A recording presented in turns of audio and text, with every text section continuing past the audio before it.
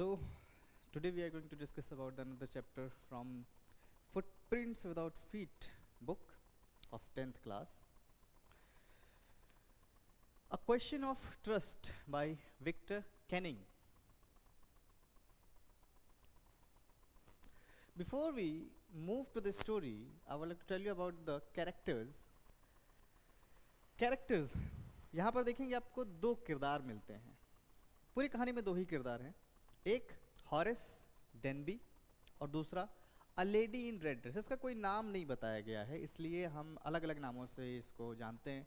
The beautiful lady, a lady in the dress, a lady in red dress because she was wearing a red dress. उसने लाल रंग की एक dress पहन रखी थी कहानी में. कहानी पे सीधा जंप करने से पहले हम देख लेते हैं दोनों के कैरेक्टरिस्टिक्स, क्योंकि एक क्वेश्चन सिर्फ और सिर्फ कैरेक्टर्स पे बनता है कि पर्टिकुलर कहानी के इस कैरेक्टर को आप कितने अच्छे से जानते हैं, उस कैरेक्टर को आप किस तरीके से एक्सप्लेन करेंगे और उस एक्सप्लेनेशन को देने के लिए आप कहानी के कौन से ऐसे फैक्ट्स पिक करते हैं जिससे आप ये जस्टिफाई कर सकें कि ये किरदार ऐसा है या ऐसा नहीं है. चलिए शुरू करते हैं. हमारे जो हॉरेस डेनबी भाई साहब हैं, ये वैसे तो ठीक ठाक पैसे वाले हैं, कोई बुरे हालात नहीं है इनके, ठीक है. इनकी उम्र है 50 साल, 50 साल के आसपास इनकी उम्र है, ठीक है. ताला बनाने की इनकी एक फैक्ट्री है, ताला बनाते हैं, ताला बनवाते हैं, बेसिकली इनकी फैक्ट्री है. लेकिन इनकी एक बुरी आदत है, ये चोरी करते हैं. चोरी किसी पैसे की ज़रूरत की वजह से ही करते हैं, लेकिन ऐसी कोई ज़रूरत नहीं है कि इन्हें जीने या सरवाइव करने में पैसे चाहिए, सरवाइव करने के लिए पैसे चाहिए, ऐसा नहीं है. इनका एक कलेक्शन का शौक है, बुक्स कलेक्ट करते हैं. इनको एक कलेक्शन का शौक है, expensive books, rare books collection के लिए इन्हें पैसे चाहिए होते हैं. शायद इतने पैसे ये नहीं बना पाते, इसलिए ये चोरियाँ करते हैं. चोरियाँ भी करते हैं तो अमीर घरों में करते हैं, गरीब घरों में नहीं करते. अमीर लोगों से थोड़ा पैसा चुरा लेते हैं और उनसे किताबें ख़रीद के अपने कलेक्शन में ऐड कर देते हैं. साल में एक बार ही चोरी करते हैं. चोरी करने से पहले बहुत अच्छी खासी रिसर्च करते हैं उस घर के बारे में, कितने लोग रहते हैं कि नहीं रहते हैं, नौकर कितने हैं, वहाँ पे सिक्योरिटी कैसी है, कोई और वहाँ पे एनिमल वगैरह है सिक्योरिटी के लिए, तो सारी चीज़ें, कहाँ पे पैसे रखते हैं, सेफ़ है कि बैंक में है, बहुत सारी चीज़ें ये पता लगाते हैं. उसके बाद ये चोरी करते हैं.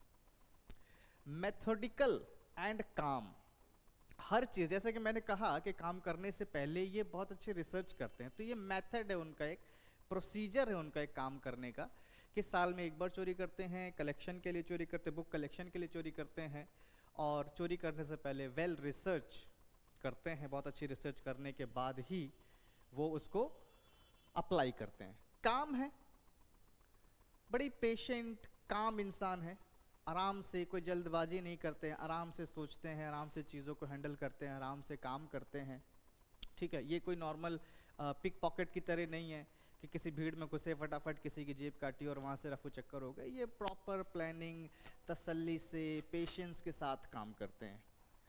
बट स्लाइटली नाइव, काम तो है लेकिन एक प्रॉब्लम है इनके साथ कि ये थोड़े से भोले हैं, थोड़े नहीं, थोड़े से ज़्यादा ही भोले हैं, जिस वजह से इनका भोलापन, क्योंकि मैंने कहा कि ये कोई प्रोफेशनल चोर नहीं है. हालांकि साल में हर साल लगभग चोरी करते हैं, लेकिन रेगुलरली चोरी नहीं करते हैं, रोज़ चोरी नहीं करते हैं, इसलिए ये प्रोफेशनल चोर नहीं है. चोर ही है लेकिन प्रोफेशनल नहीं है.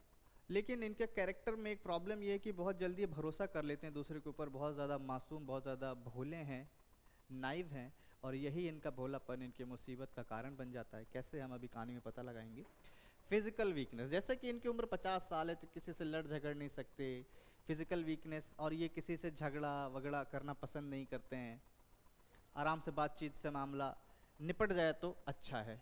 इनको एक प्रॉब्लम भी है फिजिकल वीकनेस में, आप ऐड कर सकते हैं. फिजिकल वीकनेस में इनको hay fever, hay fever basically एक एलर्जी, फूलों की एलर्जी है इनको,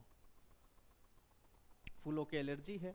he has technical intellect. Technical intellect का मतलब है, जैसे कि हमने शुरू में जाना कि इनकी तालों की फैक्ट्री है, इसका मतलब इनको तालों की, लॉक्स की अच्छी खासी जानकारी है. ये तालों को खोलना, बनाना बहुत अच्छे से जानते हैं। सिक्योरिटी और टेक्निकल एस्पेक्ट्स भी इनको अच्छे खासे पता हैं, आराम से ये चीज़ें बर्गलर अलार्म्स वगैरह हैं या सिक्योरिटी को ब्रीच कर लेते हैं, बहुत आराम से सिक्योरिटी तोड़ लेते हैं और घर में चले आते हैं। तो टेक्निकल इंटेलेक्ट भी है इनके अंदर। बात करते हैं a lady in red dress की। A lady in red dress, इसमें देखेंगे ये जो लेडी है ये नाइव नहीं है, एक्सट्रीमली कॉन्फिडेंट है, ये बहुत ज़्यादा कॉन्फिडेंट लेडी है और इसी कॉन्फिडेंस की मदद से यह हॉरेस डेनबी को किस तरीके से बेवकूफ़ बनाती है ये जानेंगे। शार्प माइंडेड है भाई, बहुत शार्प है, प्रेजेंस ऑफ माइंड है उसमें, और है मैनिपुलेटिव।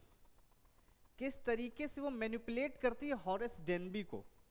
फियरलेस है, possesses, fearless and possesses, she possesses a superior psychological intellect। वो हॉरेस डेनबी के साइकोलॉजी से कैसे खेलती है, उसके दिमाग से कैसे खेलती है, वो उसको रीड कर लेती है, समझ जाती है कि हॉरेस डेनबी किस तरह का इंसान है और इसको किस तरीके से यूज़ किया जा सकता है अपने काम को पूरा करने के लिए। ये मैं क्यों बता रहा हूँ, जैसा कि कहानी की शुरुआत में मैं बता चुका हूँ आपको कि एक क्वेश्चन बहुत चांस होता है कि आपके कैरेक्टर्स के बारे में पूछ ले, तो जब आप कैरेक्टर्स को एक्सप्लेन कर रहे हैं तो आप इनको सब हेडिंग्स की तरह यूज़ कर सकते हैं और हर एक सब हेडिंग को आप 2 से 3 लाइनों में अगर एक्सप्लेन कर देंगे तो आपका क्वेश्चन कहीं नहीं जाएगा, आपके नंबर टीचर कहीं नहीं काटेगा। चलिए बात कर लेते हैं कहानी की तरफ। कहानी सिंपल है, हॉरेस डेनबी नाम का एक 50 साल का आदमी है जिसकी ताले बनाने की फैक्ट्री है, ताले बनाता है, अच्छी खासी ज़िंदगी चल रही है। उसके पास एक असिस्टेंट भी है, एक लेडी असिस्टेंट जो उसके घर के काम करती है, खाना बनाती है उसके लिए। लेकिन उसकी एक आदत है, वो साल में एक बार चोरी करता है, एक्सपेंसिव किताबें ख़रीदने के लिए चोरी करता है और उस चोरी को वो अंजाम देता है हमेशा अमीर पैसे वाले लोगों के घरों में। उसका मानना है कि अगर बड़े समंदर से थोड़ा पैसा थोड़ा पानी ले भी लिया जाए तो कोई परेशानी नहीं होगी। इसी तरीके से अमीर लोगों के घरों में चोरी करता है, गरीब लोगों के घरों में नहीं चोरी करता। मतलब वो थोड़ा सिंपैथेटिक कह सकते हैं, थोड़ी सिंपैथी भी रखता है गरीबों के लिए। इसी तरीके से एक दिन वो प्लान करता है कि वो चोरी करेगा एक घर में, शटेवर ग्रेंज नाम की एक जगह है जहाँ पे चोरी करेगा। वहाँ के जो मकान मालिक हैं वो लोग वहाँ नहीं रहते, वहाँ पे सिर्फ कुछ नौकर रहते हैं, 3 नौकर रहते हैं। एक दिन उसे पता चलता है कि नौकर गए हैं फिल्म देखने के लिए और उसी दिन वो डिसाइड करता है कि वो चोरी करेगा। वो घर के अंदर घुसता है, सिक्योरिटी ब्रीच करता है, बर्गलर अलार्म मतलब चोरों को पकड़ने वाली जो अलार्म होती है उसको बंद कर देता है। बहुत बेसिक उसका सिस्टम होता है, वो अच्छा खासा टेक्निकल इंफॉर्मेशन रखता है, इसलिए बहुत आराम से उसको बंद कर देता है। घर के अंदर घुसता है, उसे पता है कि वहाँ पर एक कुत्ता भी है, उस कुत्ते को भी वो हैंडल कर लेता है, उसके नाम से उसे बुलाता है और उसको हैंडल कर लेता है। उसे पता है कि सेफ़ कहाँ पे है। उसको कैसे पता है कि सेफ़ कहाँ पे? सेफ़ एक पेंटिंग के पीछे, और ये बताता भी है कि उसको इस सब के बारे में पता चला है एक मैगज़ीन से। और वो इस चीज़ का मजाक भी उड़ाता है कि कितने बेवकूफ़ लोग होते हैं ये अमीर लोग कि अपने घर की सारी जानकारी, कितने कमरे हैं, क्या क्या एक्सपेंसिव चीज़ें हैं, और ये भी बता रखा है उस मैगज़ीन के अंदर कि एक पेंटिंग के पीछे सीक्रेट सेफ भी है। तो वो उस पेंटिंग को उतारता है। वो सोचता है एक पल के लिए क्या मैं पेंटिंग्स भी चुरा लूँ, तो सोचता है पेंटिंग्स को चोरी करना, उनको रखना बहुत मुश्किल है, लेके जाना बड़ा मुश्किल है, इसलिए पैसे चुराना ही ठीक रहेगा। तो पेंटिंग को उतारता है, सेफ खोलने की कोशिश करता है। लेकिन एक प्रॉब्लम है, वहाँ पर टेबल पर रखे हुए कुछ फूलों की वजह से बार बार वो छींक रहा है। जैसे वो सेफ खोलने की कोशिश कर रहा होता है फिर से वो छींकता है और ऊपर से, घर के ऊपर से, सीढ़ियों के ऊपर से एक आवाज़ आती है, क्या तुम बीमार हो या फिर ये कोई एलर्जी है? तो कहता है कि एलर्जी। उसे समझ में नहीं आता कि एक मिनट, यहाँ पे तो कोई भी नहीं था घर के अंदर, तो ये अचानक से आवाज़ किसकी आई? वो घबरा जाता है। तभी सीढ़ियों के ऊपर से एक आवाज़ आती है कि तुम्हें दवाई लेनी चाहिए। तो पूछता है आप कौन? लेडी कहती है कि तुम मुझसे ही पूछ रहे हो कि मैं कौन, ये मेरा ये घर है। वो घबरा जाता है, वो बचना चाहता है। अब लेडी कहती है कि मैं जानती हूँ तुम चोरी करने आए थे, मैं अभी पुलिस को बुलाती हूँ। अब वो बचने के लिए कहता है कि नहीं नहीं, आप मुझे गलत समझ रही हैं, मैं कोई चोर नहीं हूँ और मैं आज के बाद कभी चोरी नहीं करूँगा, आप मुझे जाने दे, पुलिस को ना बुलाएं। वो कहते नहीं, अगर तुम यहाँ चोरी नहीं करोगे तो कहीं और जाकर चोरी करोगे। तुम्हारे जैसे लोग समाज के लिए खतरनाक है और आप तुम जैसे लोगों को जेल में ही जाना चाहिए। वो कहता नहीं, मैं कोई प्रोफेशनल चोर नहीं हूँ, मैं बहुत एक अच्छी ज़रूरत की वजह से चोरी करता हूँ। वो लेडी कहती है कि मुझे कोई फ़र्क नहीं पड़ता, तुम क्यों चोरी करते हो, चोरी चोरी होती है, चाहे तुम किसी लिए भी चोरी करते हो। वो कहता है कि मैं दोबारा नहीं करूँगा, आप जो कहेंगी मैं वो कर दूंगा आपके लिए। वो कहती है ठीक है, मैं पुलिस को नहीं बुलाऊंगी, मेरा एक काम करो तुम, मैं एक फंक्शन में किसी काम से जा रही हूँ, फंक्शन में जा रही हूँ और मेरे हस्बैंड यहाँ नहीं हैं, और इस सेफ को खोलने की चाबी भी मेरे पास नहीं है। अगर तुम मुझे ये सेफ खोल के मेरे ऑर्नामेंट्स, मेरे ज्वेलरीज मुझे दे दो तो मैं पुलिस को नहीं बुलाऊंगी, मेरा काम हो जाएगा, तुम अपना काम करो, तुम जाओ। हॉरेस डेनबी सोचते हैं तो बहुत अच्छा आइडिया है, मैं इसके लिए सेफ खोल देता हूँ, इसको मैं इसकी ज्वेलरीज दे दूंगा, ये तो खुद ही मकान मालिक है, तो प्रॉब्लम कुछ भी नहीं है। लेडी एक सिगरेट निकालती है पीने के लिए, लाइटर ढूंढती है। हॉरेस डेनबी उसे इम्प्रेस करने के लिए, बचने के लिए इम्प्रेस कर रहा है, फटाक से अपने ग्लव्स उतारता है, अपना लाइटर निकालता है और उसे सिगरेट जला देता है। कहता है ठीक है, मैं तुम्हारे सेफ को खोल दूंगा और तुम अपनी ज्वेलरीज ले लेना और प्लीज़ पुलिस को मत बुलाना। कहती ठीक है। सेफ को खोलता है, ज्वेलरीज दे देता है और वो लेडी उसको जाने देती है। उसे लगता है कि चलो मेरी जान तो बच गई। वो घर जाता है, बैठा रहता है। अगले दिन कुछ दिनों के बाद उसे पुलिस पकड़ के जेल में डाल देती है और उसे पता चलता है कि जिस लेडी की उसने मकान मालिक समझकर मदद की, असल में वो लेडी भी खुद चोर थी। आयरनी ये है कहानी की कि जेल में उसे जहाँ रखा गया है वहाँ पर उसको लाइब्रेरी में ही जॉब मिली है। किताबें चोरी करने की वजह से ही वो जेल आया है और किताबों के बीच में ही उसे रहने की सज़ा मिली, कह सकते हैं सज़ा के तौर पे वो लाइब्रेरी में काम करता है। तो ये एक क्रस स्टोरी थी। आप कहानी पहले से बेहतर जानते ही हैं, मैं बस याद दिला रहा हूँ कि हमारी कहानी किस तरफ जा रही है। थीम की अगर बात करें तो थीम बड़ी सिंपल है, एक सवाल थीम पे भी बनता है।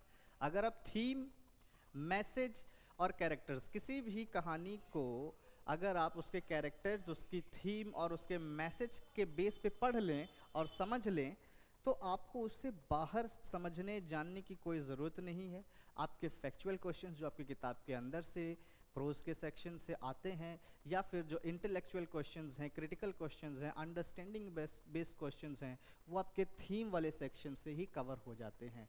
बहुत सारे बच्चे ये कह रहे हैं मेरे से कि आप इंपॉर्टेंट क्वेश्चंस बताएं मुझे, हमें कि इंपॉर्टेंट क्वेश्चन कौन कौन से आएंगे। देखिए, अगर इंपॉर्टेंट क्वेश्चंस की आप बात करें तो वो बहुत सारे कराने पड़ेंगे, बहुत सारे कराए जा सकते हैं, हर एक चैप्टर के क्वेश्चंस कराए जा सकते हैं। आप अगर क्वेश्चन बेस्ड स्टडी करेंगे तो आपकी इन्फॉर्मेशन, आपकी नॉलेज बहुत लिमिटेड हो जाएगी। लेकिन अगर आप उसके कोर को पकड़ लेंगे, आप उसके नब्ज को पकड़ लेंगे, तो आप उससे रिलेटेड किसी भी तरह के सवाल को टैकल कर सकते हैं। मेरे ख्याल से यह ज़्यादा बेहतर होगा कि हम एक ऐसी चीज़ जान लें, कुछ ऐसी बातें जान लें चैप्टर से रिलेटेड जो बहुत सारे क्वेश्चंस को बनाने में हेल्प करती हो, ना कि कुछ एक क्वेश्चंस के जवाब रट्टा मारे और पेपर में चले जाएं। हम अगर वो रट के गए और वो आया तो ठीक, नहीं आया तो प्रॉब्लम। इसलिए मेरी अप्रोच है कि आप थीम को बेहतर समझिए, जितना अच्छे समझ पाएंगे थीम उतना बेहतर है आपकी स्टोरी पे पकड़। कहानी की थीम है ऑनर अमंग थीव्स। देखिए, कहानी की जो शुरुआत है, हॉरेस डेनबी ये मानता है कि चोरों के बीच में भी ऑनर होता है, चोरों में भी भाईचारा होता है, ब्रदरहुड होता है, एक दूसरे को धोखा नहीं देते हैं, उसूल होते हैं चोरों के भी। लेकिन कहानी के ख़त्म होते होते उसे पता चल जाता है कि कुछ चोरों में उसूल नहीं होते हैं, चोर चोर को ही फंसा देता है। इसलिए ऑनर अमॉन्ग थीव्स है। अपीयरेंस वर्सेस रियलिटी, जैसा दिखता है वैसा होता नहीं। वो मानता है कि जो लेडी इन रेड ड्रेस है वो वहाँ के मकान मालिक है, मकान मालकिन है, लेकिन बाद में उसे पता चलता है कि वो खुद ही चोर निकलती है।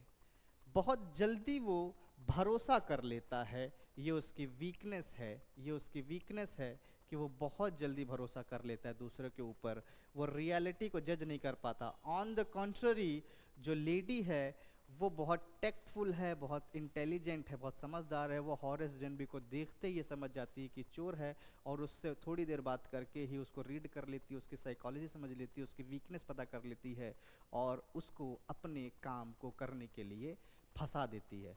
क्योंकि हॉरेस डेनबी ने अपने ग्लव्स उतार दिए थे सिगरेट जलाते हुए, इसीलिए उसकी उंगलियों के निशान सेफ पे रह गए और वो पकड़ा गया। तो ये बेसिक कहानी है। आप इसके कैरेक्टर्स को अच्छे से जान ले, इसके थीम को अच्छे से जान ले, इससे बाहर आपका क्वेश्चन नहीं आएगा। अब बात करते हैं एक नए चैप्टर की। चलिए, हम बात कर रहे हैं अब एक नए चैप्टर की, footprints without feet. Footprints without feet, contrary statement है ये। फुटप्रिंट्स भी हैं और फीट्स भी नहीं है, है जी, फीट नहीं है। Contrary statement, footprints without feet. कहानी के राइटर हैं H.G. वेल्स। H.G. वेल्स ने बहुत सारी कहानियाँ लिखी हैं, हालांकि वो एक नॉवलिस्ट हैं नहीं थे, नॉवलिस्ट थे। और उन्होंने एक नॉवल लिखी थी द इनविजिबल मैन। उसी इनविजिबल मैन नॉवल से हमें एक छोटा सा एक्सट्रैक्ट दिया गया है, एक छोटा सा हिस्सा दिया गया है फुटप्रिंट्स विदाउट फीट नाम के चैप्टर से। कैरेक्टर्स इसके अंदर बहुत सारे हैं नॉवल के अंदर, लेकिन आपके चैप्टर के हिसाब से हमारे पास कुल मिला के ये 4-5 कैरेक्टर्स ही हैं। तो जैसा कि मैंने कहा है कि किसी भी कहानी को समझने के लिए सबसे ज़रूरी है उसके कैरेक्टर्स और थीम को समझना, इसलिए सबसे पहले हम उसके कैरेक्टर्स को जान लेते हैं। इसके अंदर है ग्रिफिन नाम का एक कैरेक्टर जो कि साइंटिस्ट है, बहुत ही ब्रिलियंट साइंटिस्ट है, और वो खोज करता है इनविजिबिलिटी की, वो इनविजिबल हो जाता है। लेकिन प्रॉब्लम ये है कि वो ब्रिलियंट साइंटिस्ट होने के बाद भी, उसके अंदर बहुत अच्छी इंटेलेक्ट नॉलेज होने के बाद भी, वो इरिटेबल है, एंटी सोशल है और लॉलेस है। मैं आपको बता दूं, बहुत बार क्वेश्चन इस चीज़ पे बनता है कि ग्रिफिन एक ब्रिलियंट साइंटिस्ट है क्योंकि वो इनविजिबिलिटी की डिस्कवरी कर लेता है, खोज कर लेता है, लेकिन वो फिर भी एक लॉलेस पर्सन कैसे है। एक क्वेश्चन लगभग हर साल ऐसा पूछा ही जाता है, लॉलेस कैसे है, ये कहानी को पढ़कर ही हम जानेंगे। यहाँ पर एक लैंडलॉर्ड जिसके घर में वो रहता है शुरुआती समय में, जिसके घर में रहता है उनके घर को आग लगा देता है ये। शॉपकीपर, वो एक शॉपकीपर की दुकान में जाता है जहाँ पर ये इनविजिबल होने के बाद कुछ कपड़े चोरी करता है ताकि विजिबल दिख सके। और क्योंकि ये इनविजिबल होता है एक ऐसे समय में जहाँ पर बिना कपड़ों के रहना, जिस समय में बिना कपड़ों के रहना बहुत मुश्किल होता है, ये विंटर्स में इनविजिबल हो जाता है, वो भी लंदन की सर्दियों में जब स्नोफॉल हो रही है और आप बिना कपड़ों के लंदन की सड़कों पे घूम रहे हैं, तो आप इमेजिन कर सकते हैं कि क्या हाल होंगे। तो एक शॉपकीपर की दुकान पे घुसता है, शॉपकीपर की दुकान में जाके कुछ कपड़े चुराता है, टोपी चुराता है, कुछ बैंडेज अपने चेहरे पे लपेटता है। मिस्टर एंड मिसेस हॉल ये मालिक हैं एक इन के। इन बेसिकली आप समझ सकते हैं कोई छोटा होटल, छोटी जगह पे। एक इपिंग नाम की जगह है, इपिंग नाम की जगह में इपिंग नाम का एक टाउन है जहाँ पर ये एक छोटा सा इन चलाते हैं। और अब क्योंकि ग्रिफिन को डिस्कवरी करनी है विजिबल होने की, और अब वो यहाँ नहीं रह सकता शहर में, तो वो डिसाइड करता है कि वो एक छोटे से टाउन में चला जाएगा जहाँ इसे कम लोग जानते हों, जहाँ पर वो एकांत में अकेले में अपनी रिसर्च कंटिन्यू कर सके और विजिबल होना डिस्कवर कर ले। तो वो एक इन में, सस्ते से इन में एक कमरा लेता है और वहाँ पे रिसर्च शुरू कर देता है। जेफर जो है, मिस्टर जेफर्स जो हैं, ये एक कह सकते हैं ऑफिसर हैं, पुलिस ऑफिसर हैं, ठीक है, ये एक पुलिस ऑफिसर हैं, कॉप हैं, ये कॉप हैं। आखिर में इनका किरदार आता है। कहानी सुन लेते हैं, छोटी सी समरी समझ लेते हैं।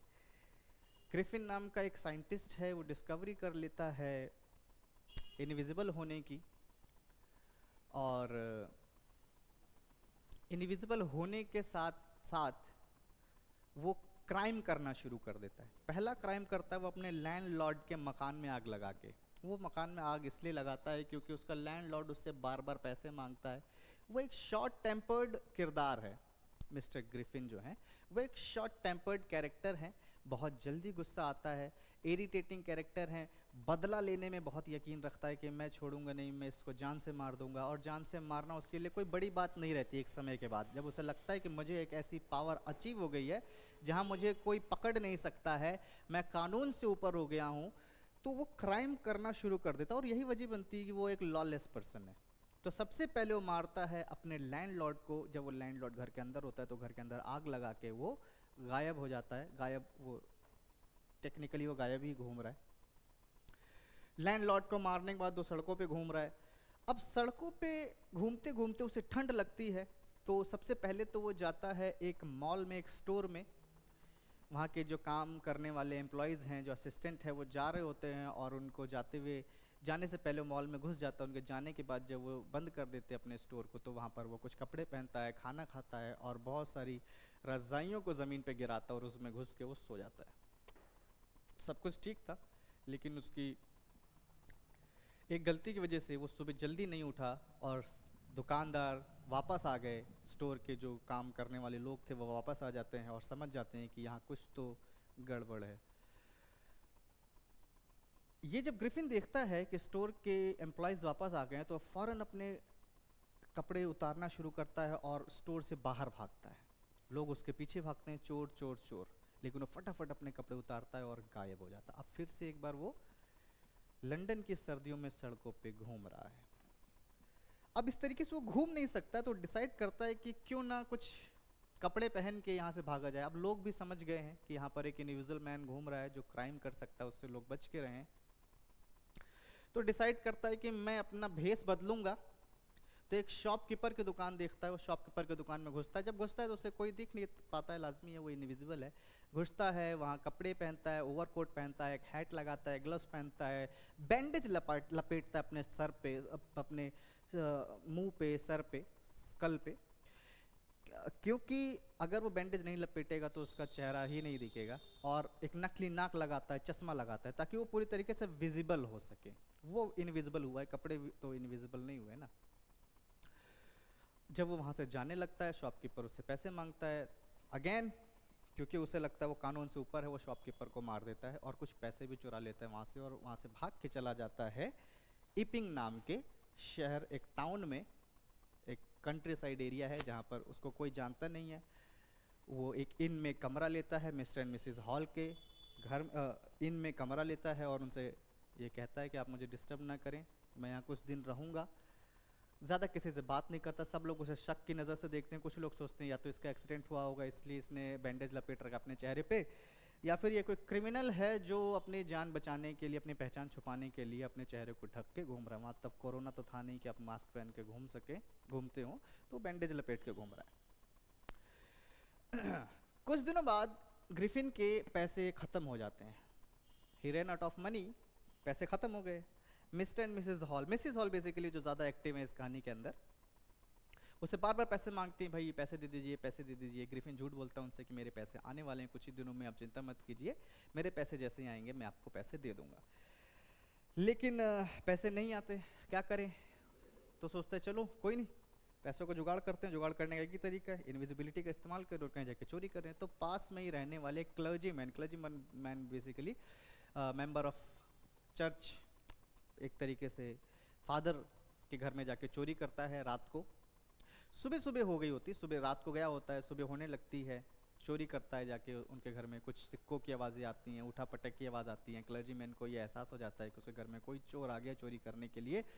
तो वो सीढ़ियों से नीचे उतरता है बोलते हुए कौन है।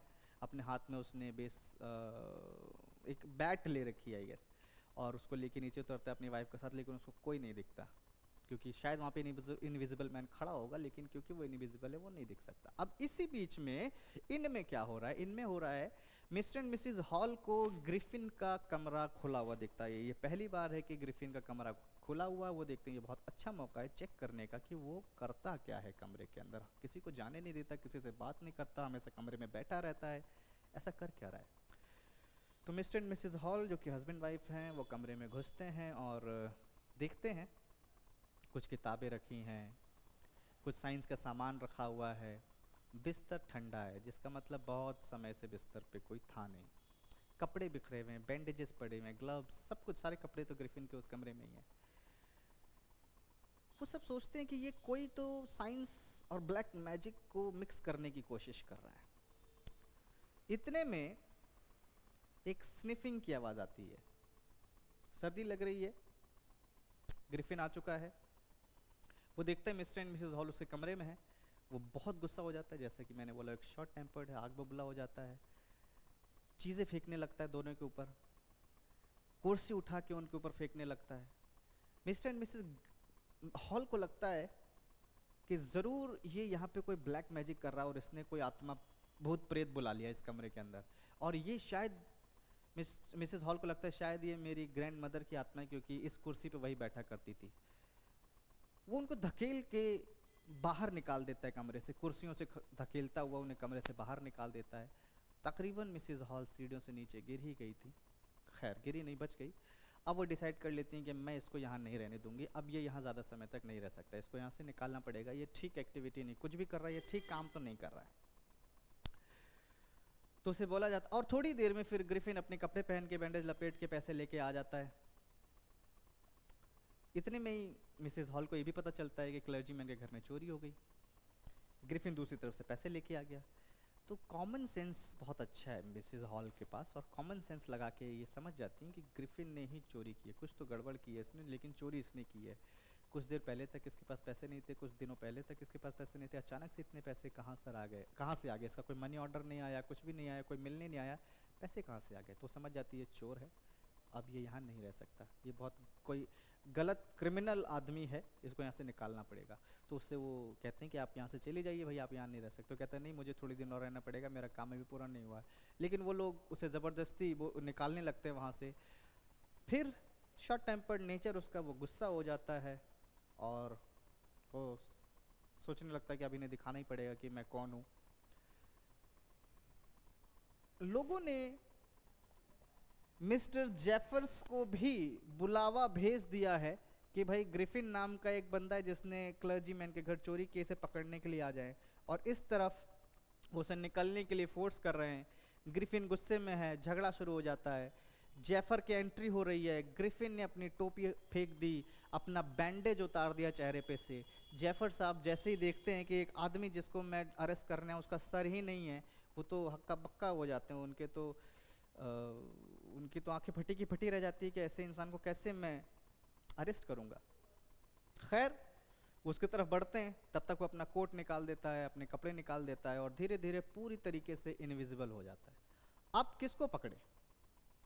हवा में लाते चल रही हैं, मुक्के आ रहे हैं, लोग पिट रहे हैं। जेफर बेहोश हो गया है, उसको एक मुक्का पड़ा, वो बेहोश हो गया है, सब लोग पिट रहे हैं। किसको पकड़े, कैसे पकड़े, कोई दिख नहीं रहा है। इनविजिबल मैन सबको पीटता है और पीटते पीटते ही ये कहानी खत्म हो जाती है। तो ये बेसिक स्टोरी है, क्रक्स है, क्रक्स। कैरेक्टर्स के बारे में हमने बात कर ली है। जेफर का बहुत छोटा सा रोल है, जेफर्स का बहुत छोटा रोल है। थीम देख लेते हैं, थीम बहुत ज़रूरी है, जैसा कि मैं बात कर रहा हूँ, बार बार मैं बता रहा हूँ कि थीम जो है वो सबसे इम्पॉर्टेंट हिस्सा होती है किसी भी कहानी का, वेदर इट्स प्रोज और poetry. You have to go through the theme, then only you will be able to find out what and why the story is there in your syllabus। तो भैया साइंस विदाउट मोरालिटी, भैया scientist तो है, वो science की knowledge तो बहुत ज़्यादा है, लेकिन उसमें मोरालिटी नहीं है, उसमें एथिक्स नहीं है। वो कोई सामाजिक काम करने के लिए उसने डिस्कवरी नहीं की, ना ही वो डिस्कवरी करने के बाद कोई अच्छा काम करता है, ना कोई नेक काम करता है, ना लोगों की मदद करता है, ना किसी बेहतर एक्टिविटी में, कॉज में कंट्रीब्यूशन देता है। बल्कि वो कोशिश करता है कि मैं दुनिया को झुका दूं अपने कदमों में और इसका राजा बन जाऊं। तो उसका जो विचार है, उसकी जो थॉट है, उसका जो थॉट है वो गलत है, मोरल थॉट नहीं है। और क्राइम करना शुरू कर देता है वो। सबसे पहले अपने लैंडलॉर्ड का घर जलाता है, फिर शॉपकीपर को मारता है, उसके पैसे चुराता है, फिर इन में रहने लगता है, क्लर्जीमैन के घर चोरी करता है। इस तरीके से सिलसिलेवार वो बहुत सारे क्राइम करता है, जिससे ये साबित हो जाता है कि वो एक लॉलेस पर्सन है। अगर आपके पास कोई पावर है, आप अच्छी डिस्कवरी करते हैं। साइंस का मतलब ही तब है जब आप कोई अच्छी खोज करें, समाज के वेलफेयर के लिए, उसके कल्याण के लिए, उसकी बेहतरी के लिए, लोगों की ज़िंदगी बेहतर बनाने के लिए, ना कि बदतर बनाने के लिए। लेकिन यहाँ पर जो है हमारे भाई ग्रिफिन भाई साहब हैं, वो क्या करते हैं, साइंटिस्ट तो बड़े अच्छे हैं लेकिन उनका इरादा अच्छा नहीं है। Absence of accountability. ताकत के साथ आती है जिम्मेदारी, लेकिन यहाँ पर देखेंगे वो जिम्मेदारी समझता नहीं है ग्रिफिन, अकाउंटेबिलिटी नहीं लेता, पावर का मिस यूज शुरू कर देता है, गलत इस्तेमाल करना शुरू कर देता है ग्रिफिन पावर का। तो आप बात कर सकते हैं कि भाई accountability, absence of accountability, accountability नहीं है ग्रिफिन के अंदर, कहानी के अंदर। Science without humanity is curse, is a curse. अगर आप साइंटिस्ट हैं, बहुत ब्रिलियंट हैं, और अगर आपके अंदर ह्यूमैनिटी नहीं है, आप सोसाइटी के बारे में बेहतर नहीं जानते, सोचते हैं, बेहतर करना नहीं चाहते, आप लोगों को बर्बाद करना, आप बॉम्ब बनाना जानते हैं लेकिन आप बॉम्ब गरीबों के ऊपर फोड़ रहे हैं, लोगों को मार रहे हैं उस बॉम्ब से, तो आप अच्छे साइंटिस्ट थोड़ी हुए। आपने न्यूक्लियर वेपन बना लिया और जाके किसी देश के ऊपर गिरा दिया, तो आप साइंटिस्ट अच्छे थोड़ी हुए। हालांकि अगर साइंटिस्ट की गलती नहीं है उसमें, खैर वो लंबी चौड़ी बात हो गई। साइंस विदाउट ह्यूमैनिटी, आप साइंस जानते हैं, आप बहुत नॉलेजेबल हैं, अगर आप अपने नॉलेज का इस्तेमाल लोगों के भलाई के लिए कर रहे हैं तो फिर तो आप बढ़िया इंसान हुए। लेकिन अगर आप नॉलेज का इस्तेमाल किसी को बर्बाद करने के लिए, परेशान करने के लिए, समाज में अराजकता फैलाने के लिए कर रहे हैं, तो फिर तो भाई आप कहीं से भी एक साइंटिस्ट नहीं कहलाएंगे, आप क्रिमिनल ही कहलाएंगे। एक सवाल ऐसा भी आता है कि वो कैसे एक बुरा साइंटिस्ट है। चलिए, तो ये सीधी सीधी कहानी है, आप थीम को अच्छे से समझ लें, आप थीम को मेंशन करें, उसको एक्सप्लेन करें, थीम मेंशन करें, एक्सप्लेन करें, थीम मेंशन करें, उससे एक्सप्लेन करें। ये ऐसी चीज़ें हैं, थीम समझना ऐसा है कि अगर आपको कुछ भी नहीं आ रहा है समझ में किसी चैप्टर से, तो आप उसकी थीम पर ही आंसर अगर लिख देंगे तो भी आपको नंबर मिल जाएंगे, क्योंकि कहीं से भी क्वेश्चन पूछा जाएगा, वो कहानी को रिलेट करना चाहिए, और कहानी को ये चीज़ें रिलेट करती हैं हर तरफ से। तो अगर आपको कुछ भी समझ नहीं आ रहा है, अगर आपका क्वेश्चन ऐसा है जिसमें ये चीज़ें फिट बैठती हैं, तो बहुत अच्छी बात है। लेकिन अगर आप ऐसी सिचुएशन फंस जाते हैं, आप कुछ नहीं सोच पा रहे हैं, तो आप अगर उसके थीम के आसपास कहानी को लिख देते हैं, सब हेडिंग्स बना के 2-3 लाइनें एक्सप्लेन कर देते हैं, तो भी आपका काम चल जाएगा। क्योंकि कहानी से बाहर वो कुछ नहीं जानना चाहता है, कहानी से बाहर वो कुछ नहीं पूछ रहा है, कहानी के बारे में पूछ रहा है, और ये चीज़ें कहानी के बारे में ही हैं। बढ़ते हैं अब हमारे अगले चैप्टर की तरफ। हमारा अगला चैप्टर है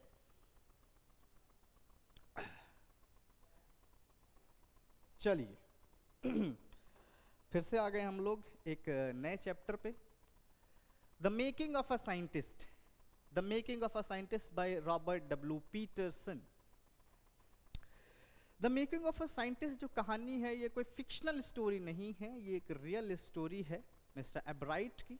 रिचर्ड एब्राइट नाम के एक साइंटिस्ट हुए हैं जिन्होंने सेल्स पे रिसर्च की है, उनकी ये कहानी है। हम जानेंगे कि उन्होंने क्या किया है, वो किस तरह के इंसान थे, और ये कहानी आपको क्या बताना चाहती है, ये कहानी आपके सिलेबस में क्यों है, ये आपको क्यों पढ़नी चाहिए। तो सबसे पहले हम कैरेक्टर्स की बात कर लेते हैं। हमारे पास कैरेक्टर हैं रिचर्ड एब्राइट। रिचर्ड एब्राइट की ही कहानी है, बचपन से लेके लगभग उनकी पूरी ज़िंदगी की कहानी, उन्होंने क्या अचीव किया, कैसे अचीव किया, उनके स्ट्रगल्स क्या हुई, उनकी मेहनत क्या हुई, उनका नेचर क्या था, उनका एटीट्यूड क्या था, पढ़ाई को लेकर कैसे थे वो। इनक्विजिटिव थे वो। इनक्विजिटिव का मतलब होता है जब आप में कोई चीज़ जानने की बहुत इच्छा होती है, जिज्ञासा होती है, आप you are eager to know, you are eager to learn, आपके अंदर सीखने की, जानने की भूख है, तो आप कहते हैं कि आप इनक्विजिटिव हैं, आपके अंदर इनक्विजिटिव एटीट्यूड है। मल्टीफेसिटेड, बहुत सारी चीज़ों में वो इन्वॉल्व रहते थे। जब वो छोटे थे तो वो बहुत सारी चीज़ें किया करते थे, जैसे कि कलेक्शन किया करते थे, सिक्कों का कलेक्शन किया करते थे, बहुत अलग अलग चीज़ों का कलेक्शन किया करते थे। बटरफ्लाइज का कलेक्शन भी उन्होंने शुरू किया था, और बटरफ्लाई के कलेक्शन से ही उनकी आगे की जर्नी शुरू हुई। वो फॉसिल्स भी कलेक्ट करते थे, तो बहुत सारी चीज़ों का कलेक्शन का शौक था उनको।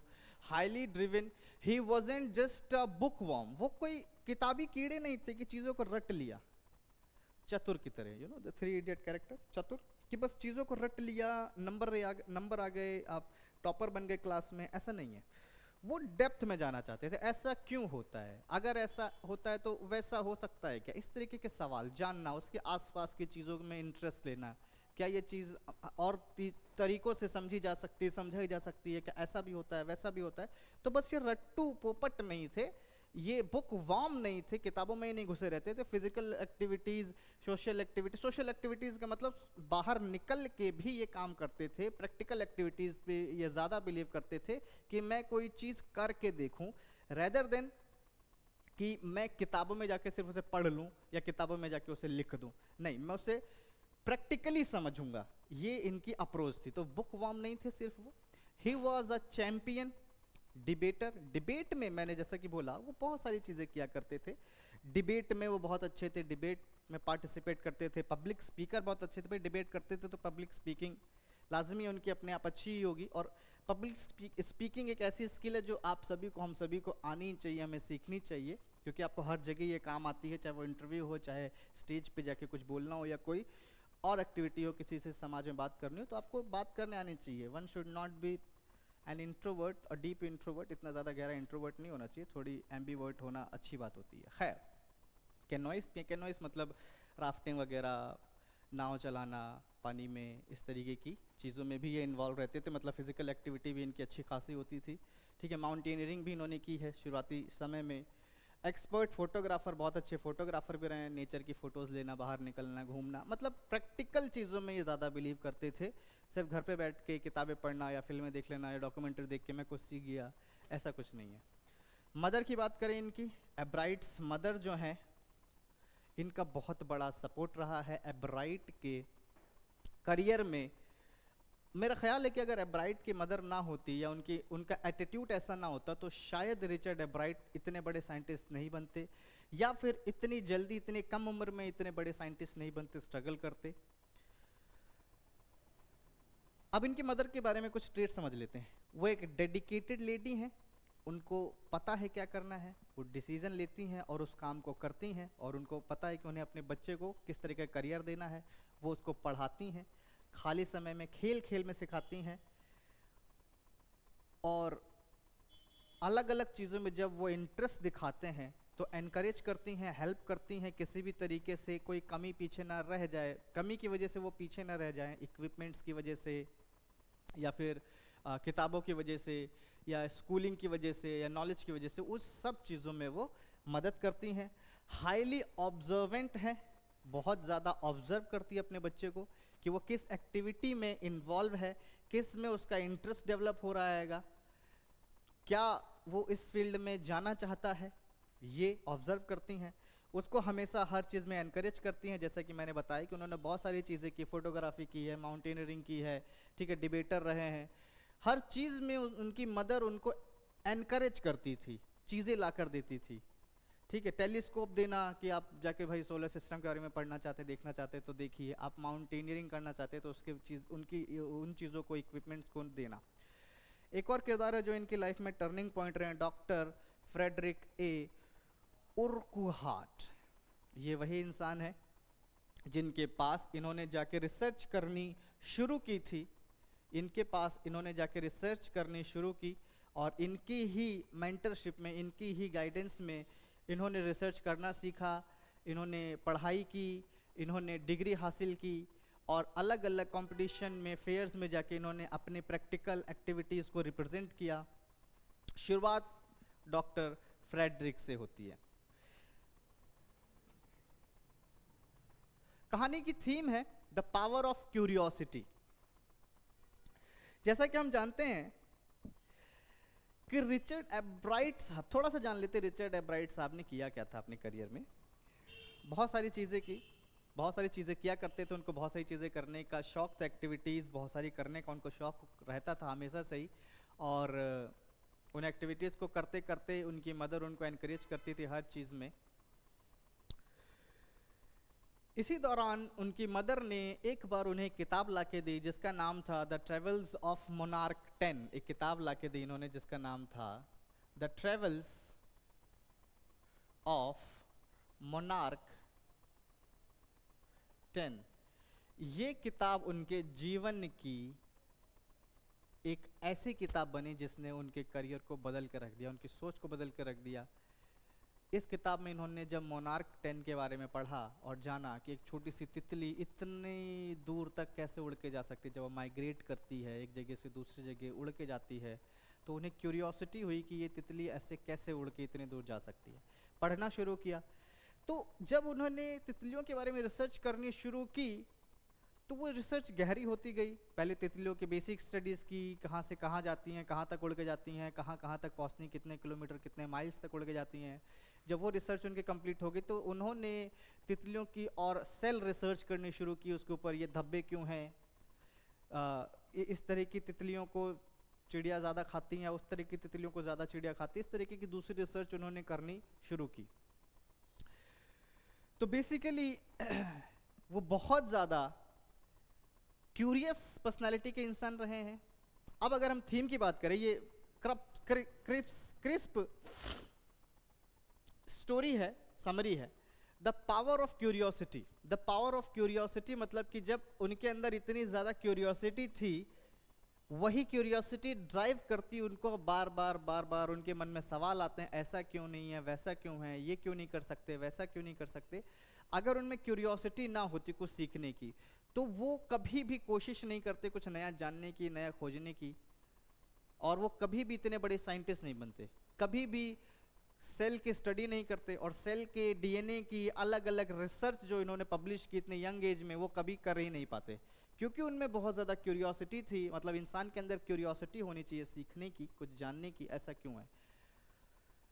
Mentorship and support. इस कहानी में आपको मेंटरशिप और सपोर्ट बहुत मिलता है देखने के लिए कि उसकी मदर, एब्राइट साहब की मदर जो है, कितनी ज़्यादा मदद करती है उनकी हर एक चीज़ में। जो भी वो एक्टिविटी में इन्वॉल्व होते हैं, हर एक्टिविटी में वो उनकी मदद करती हैं, हर एक्टिविटी में वो उन्हें एनकरेज करती हैं, इक्विपमेंट्स देती हैं, मदद करती हैं।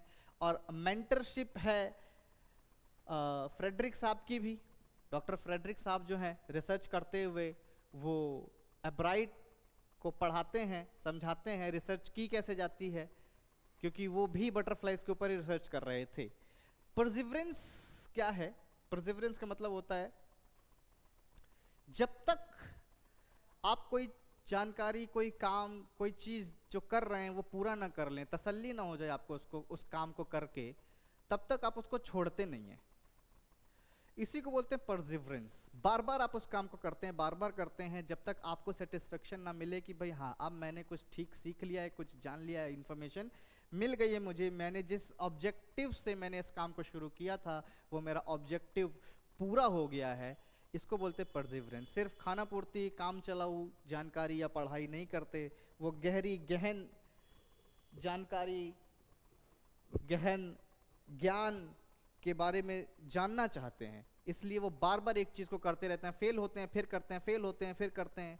कुछ चीज़ें, कुछ उनके एक्सपेरिमेंट्स जो होते हैं सक्सेस होते हैं, कुछ फेल हो जाते हैं, लेकिन इसके बावजूद भी वो रुकते नहीं हैं। इसी को बोलते हैं परसिवरेंस। आपको कहानी में मिलेगा परसिवरेंस। अब ये परसिवरेंस आप अपनी लाइफ में भी समझ लें, जान लें, अप्लाई कर लें तो बेहतर है। अगर आप कोई चीज़ सीख रहे हैं एज ए स्टूडेंट, तो आपको आपके अंदर भी क्यूरियोसिटी होनी चाहिए, आपके अंदर भी परसिवरेंस होना चाहिए, तब ही आप दूसरों से बेहतर कर पाएंगे। वरना पढ़ सभी रहे हैं, स्कूल सब जा रहे हैं, सब मार्क्स लाते हैं, लेकिन आप जब स्कूल, कॉलेज, यूनिवर्सिटी से बाहर निकलेंगे तो आपकी स्किल, आपकी नॉलेज ही आपके काम आएगी। मार्क्स बेहतर हैं, अच्छे हैं, बट जब आप किसी से बात करेंगे तो आपकी लर्निंग्स, आपकी नॉलेज आपको हेल्प करेगी। चलिए बात करते हैं अगले चैप्टर की, जो कि है, चलिए आगे हैं एक मज़ेदार चैप्टर को लेकर। और ये चैप्टर बड़ा कमाल का है, इसकी एंडिंग बहुत अच्छी है और बड़ी सरप्राइजिंग है। आयरनी इसमें इतनी कमाल की है कि आपको एंडिंग ऐसी होने की उम्मीद नहीं होती है कि कहानी के आखिर में ऐसा भी कुछ हो सकता है। कहानी का नाम है द नेकलेस। कहानी का नाम है द नेकलेस। राइटर हैं गाय डी मॉपेशांटी। आप नहीं बोलेंगे। किरदार इसके अंदर तीन ही किरदार हैं इसके अंदर। पहले किरदार ही जान लेते, फिर कहानी पे आ जाएंगे।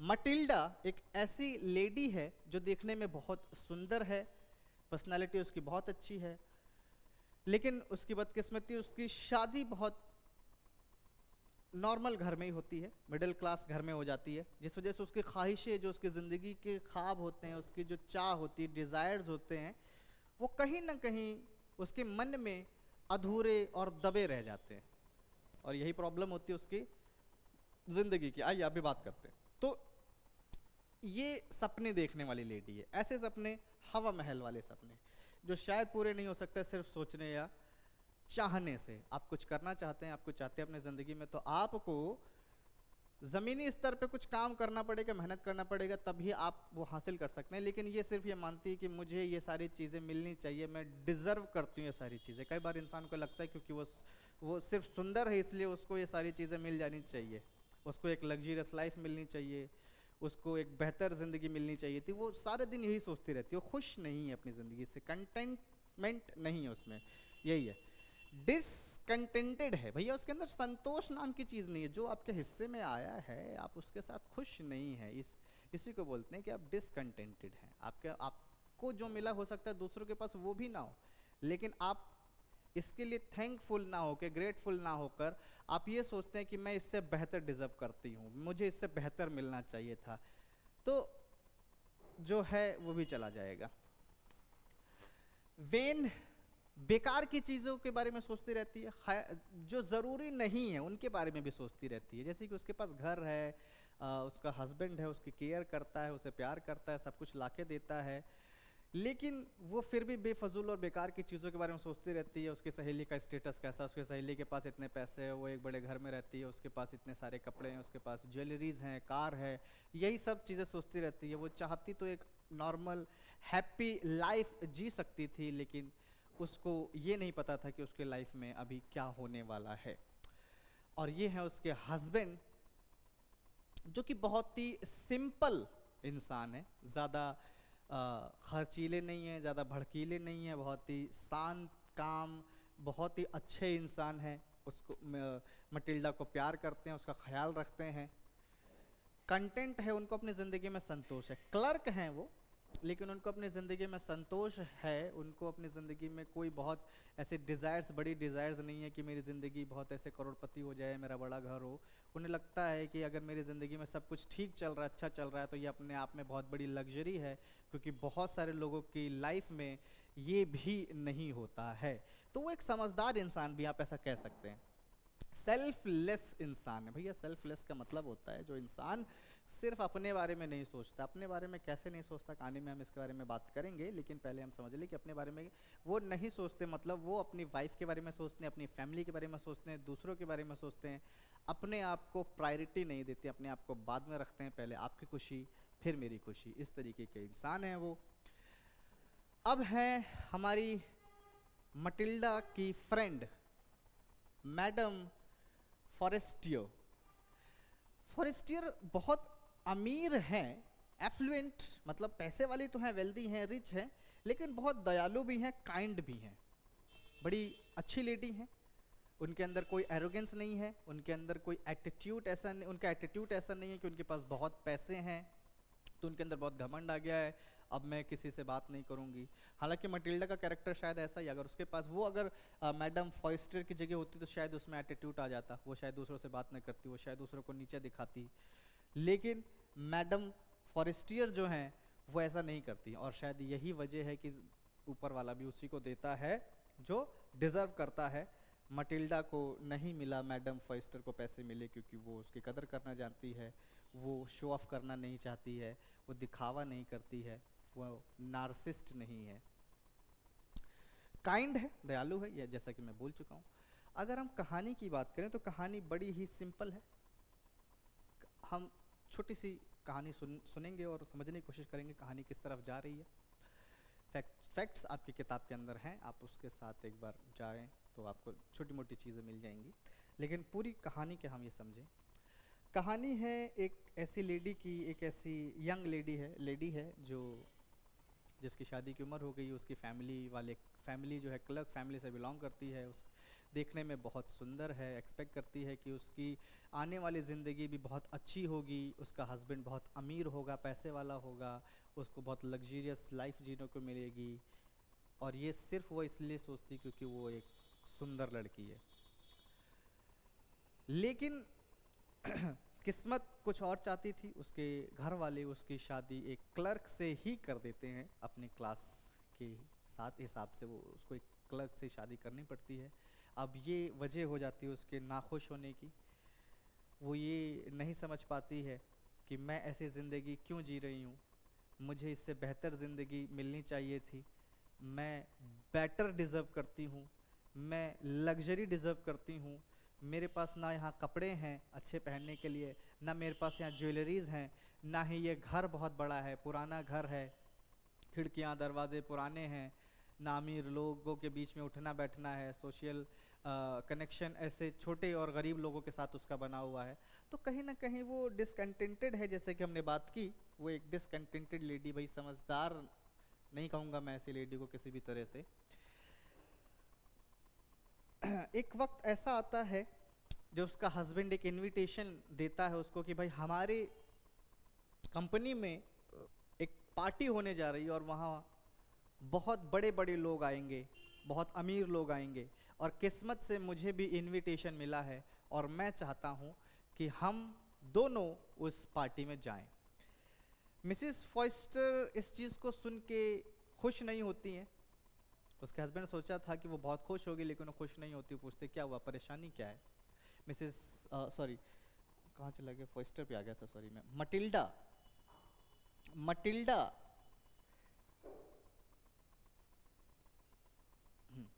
मटिल्डा से जब वो पूछते हैं कि खुश क्यों नहीं है आप, तो कहती है कि मैं कैसे खुश हो सकती हूँ, इतने बड़े और अमीर लोगों के बीच में इतनी बड़ी पार्टी में जाने के लिए मेरे पास तो कपड़े ही नहीं हैं। तो कहता कपड़े, तुम्हारे पास तो बहुत सारे कपड़े हैं, तो वो कपड़े पहन लो, ये कपड़े पहन लो। तो कहती कि वो कपड़े, पार्टी में, इतनी बड़ी पार्टी में लोग अच्छे अच्छे कपड़े पहन के आएंगे और मैं ये पुराने कपड़े पहन के जाऊँ, मुझे पार्टी में नहीं जाना, तुम जाओ अकेले पार्टी में। तो वो उसे उदास देख कर कहता है अच्छा तो बताओ क्या करें। तो कहती है कि मुझे अगर पार्टी में ले जाना चाहते हो तो मुझे एक नई ड्रेस दिलवाओ। टिपिकल प्रॉब्लम, मुझे एक नई ड्रेस खरीदवाओ तभी मैं पार्टी में जाऊंगी। थोड़ा वो सोचता है कि अच्छा नई ड्रेस, चलो ले लो। उसने कुछ पैसे बचाए होते हैं अपनी गन खरीदने के लिए, उसे शूटिंग का शौक है, शिकार करने का शौक है। उसने सोचा था कि मैं गन खरीदूंगा, एयर गन खरीदूंगा। लेकिन अब वाइफ का गुस्सा होना ज़्यादा बड़ी परेशानी है। तो कहता ठीक है, मैं तुम्हें अपने कुछ पैसे दे देता हूँ, तुम मुझसे एक अच्छी सी सुंदर सी ड्रेस लेके आना। वो बहुत खुश हो जाती है, जाती है, वो एक सुंदर सी ड्रेस खरीद के लाती है, अपने आप को शीशे में देखती है खड़ी होके, और फिर उदास हो जाती है। अब कहता आप क्या प्रॉब्लम हो गई। कहती है कि देखो कितनी अच्छी ड्रेस मैंने पहनी हुई है, लेकिन इसके साथ पहनने के लिए मेरे पास कोई ज्वेलरी ही नहीं है। अब मैं क्या करूँगी इस तरीके से जाके, वहाँ लोग अमीर अमीर आएंगे, वो महंगे महंगे ज्वेलरीज ऑर्नामेंट्स पहन रखे होंगे उन्होंने, और मैं इस तरीके से जाऊँगी तो कैसा लगेगा। तो कहता है कि तुम फूल लगा लो, वो तुम पे बहुत सुंदर लगते हैं।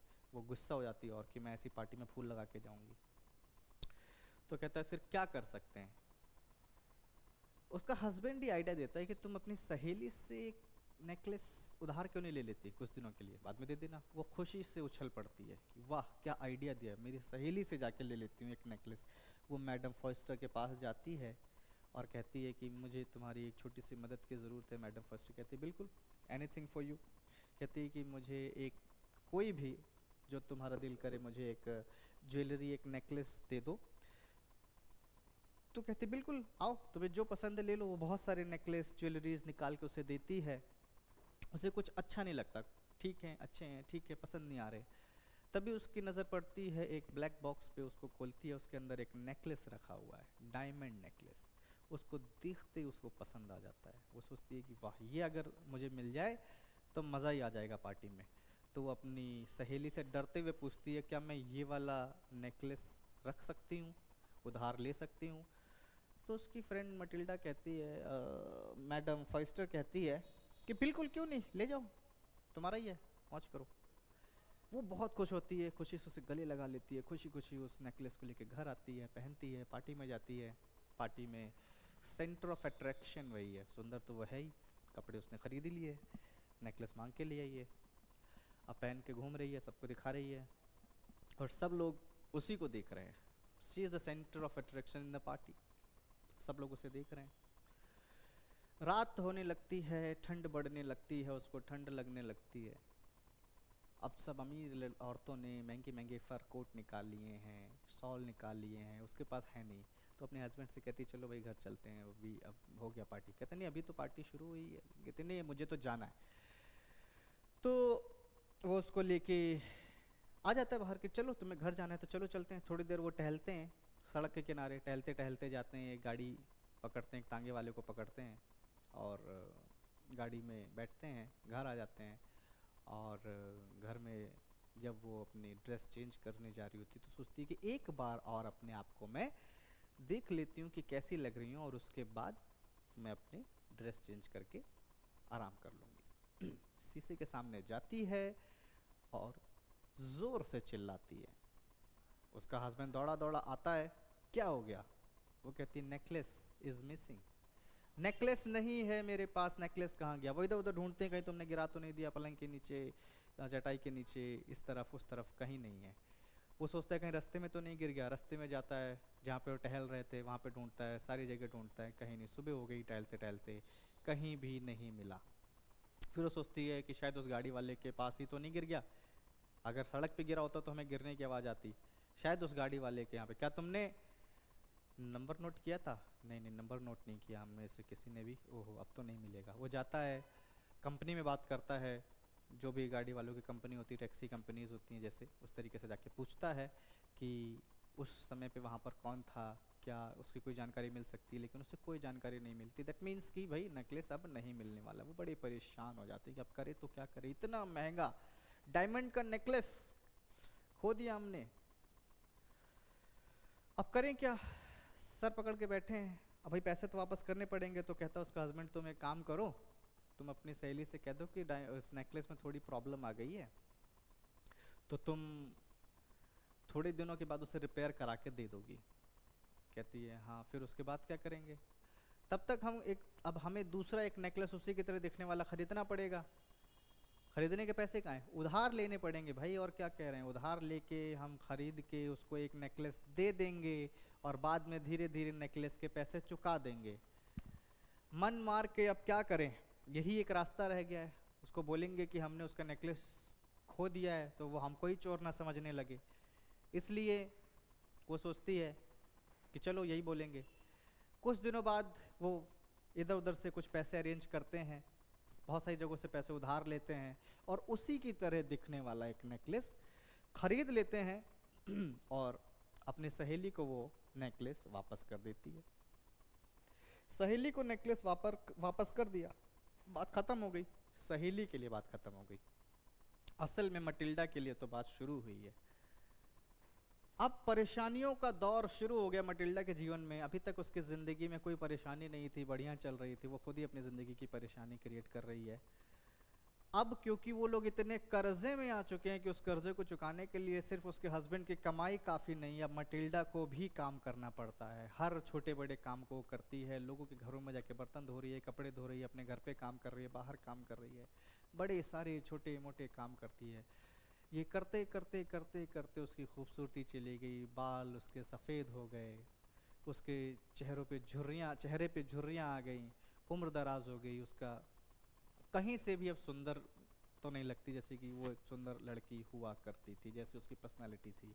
अब वो बात करती जैसे गली मोहल्लों में लड़ने झगड़ने वाली, चिल्लाने वाली औरतें इस तरीके से बात करती है। तभी ये सब करते करते 10 साल बीत जाते हैं। 10 साल में उसकी ज़िंदगी उथल पुथल, ऊपर से नीचे, नीचे से ऊपर, सब उल्टा पुल्टा हो गया। सब कुछ खो दिया उसने अपनी ज़िंदगी में। घर छोड़ना पड़ा, घर में जो नौकर काम करते थे उनको छोड़ना पड़ा, खुद काम करती है अपने घर में भी दूसरों के घर में भी। 10 साल तक ये लगातार करने और पैसे बचाने के बाद आखिरकार वो कामयाब हो जाते हैं अपने कर्जे को चुकाने में। और कर्जा चुकाने के बाद वो कभी कभी जब घर पे बैठती है तो सोचती है कि अगर मैं उस दिन वो मटिल्डा का, मिसेस फॉयस्टर का, मैडम फॉयस्टर का नेकलेस ना लाई होती, या फिर वो नेकलेस मुझसे ना खोया होता, तो मेरी ज़िंदगी कितनी अच्छी होती, कितनी अच्छी खासी ज़िंदगी मेरी चल रही है। आप देखिए ये उसी ज़िंदगी के लिए तरस रही है, उसी ज़िंदगी को सोच के याद कर रही, जिस ज़िंदगी को उसने कभी भी अपनाया नहीं था। उस ज़िंदगी को वो कोसती थी और अब उस तरह की ज़िंदगी जीने के लिए भी सपने देख रही है। आप समझ गए होंगे मैं क्या कहना चाह रहा हूँ। एक दिन ऐसे काम करते हुए मैडम फॉयस्टर मटिल्डा को देखती हैं, लेकिन वो पहचान नहीं पाती हैं। क्योंकि भाई मटिल्डा अब बिल्कुल बदल चुकी है, वो पहचान में नहीं आ रही। लेकिन मटिल्डा तो मैडम फॉस्टर को पहचानती है भाई, वो तो नहीं बदली ना, वो तो बढ़िया जिंदगी जी रही थी। वो कहती है तुमने पहचाना मुझे, वो उसको ऊपर से नीचे तक देखती है, जानी पहचानी से तो लग रही है। अरे मैं मटिल्डा तुम्हारी सहेली। वो हैरान हो जाती कि मटिल्डा ये क्या हो गया तुम्हारे साथ, ये क्या कर लिया तुमने अपने आप को, ऐसी कैसे हो गई। मटिल्डा बोलती है, वो मटिल्डा मन में सोचती है कि अब सही वक्त है इसको बताने का, क्योंकि मैंने कर्जा तो सारा चुका दिया, इसके पैसे भी चुका दिए हैं, इसके डायमंड तो मैंने वापस कर ही दिया, डायमंड नेकलेस जो है इसका वापस तो कर दिया। बताने में क्या है, बता देते हैं कि मैंने कितना कुछ झेला है तुम्हारी वजह से। देखो मैडम, कहती है कि तुम्हें याद है मैं तुमसे एक नेकलेस ले गई थी। हाँ नहीं ले गई थी, मुझे बहुत अच्छे से याद है, 10 साल पहले तुम मेरे से एक नेकलेस ले गई थी, वापस भी कर दिया था। कहती हाँ, असल में वो नेकलेस तुम्हारा नेकलेस नहीं था, तुम्हारा नेकलेस तो मुझसे खो गया था, और मैंने उसी की तरह दिखने वाला एक नेकलेस, डायमंड का नेकलेस खरीदा। उसको ख़रीदने के लिए मुझे कर्ज़ा लेना पड़ा, और मेरे हस्बैंड और मैं 10 साल से उस कर्ज़े को चुकाने के लिए दिन रात मेहनत कर रहे हैं, पैसे बचा रहे हैं, हर छोटी बड़ी चीज़ में कटौती करके, और फाइनली अब हमने वो पैसे चुका दिए हैं। और मेरी कंडीशन की, मेरी ऐसी सूरत हाल की वजह यही है। मैडम फॉस्टर सर पकड़ लेती हैं, मटिल्डा मेरी बहन तुमने क्या कर दिया, ये तुमने ये बात मुझे उसी दिन क्यों नहीं बताई कि तुमसे नेकलेस खो गया है।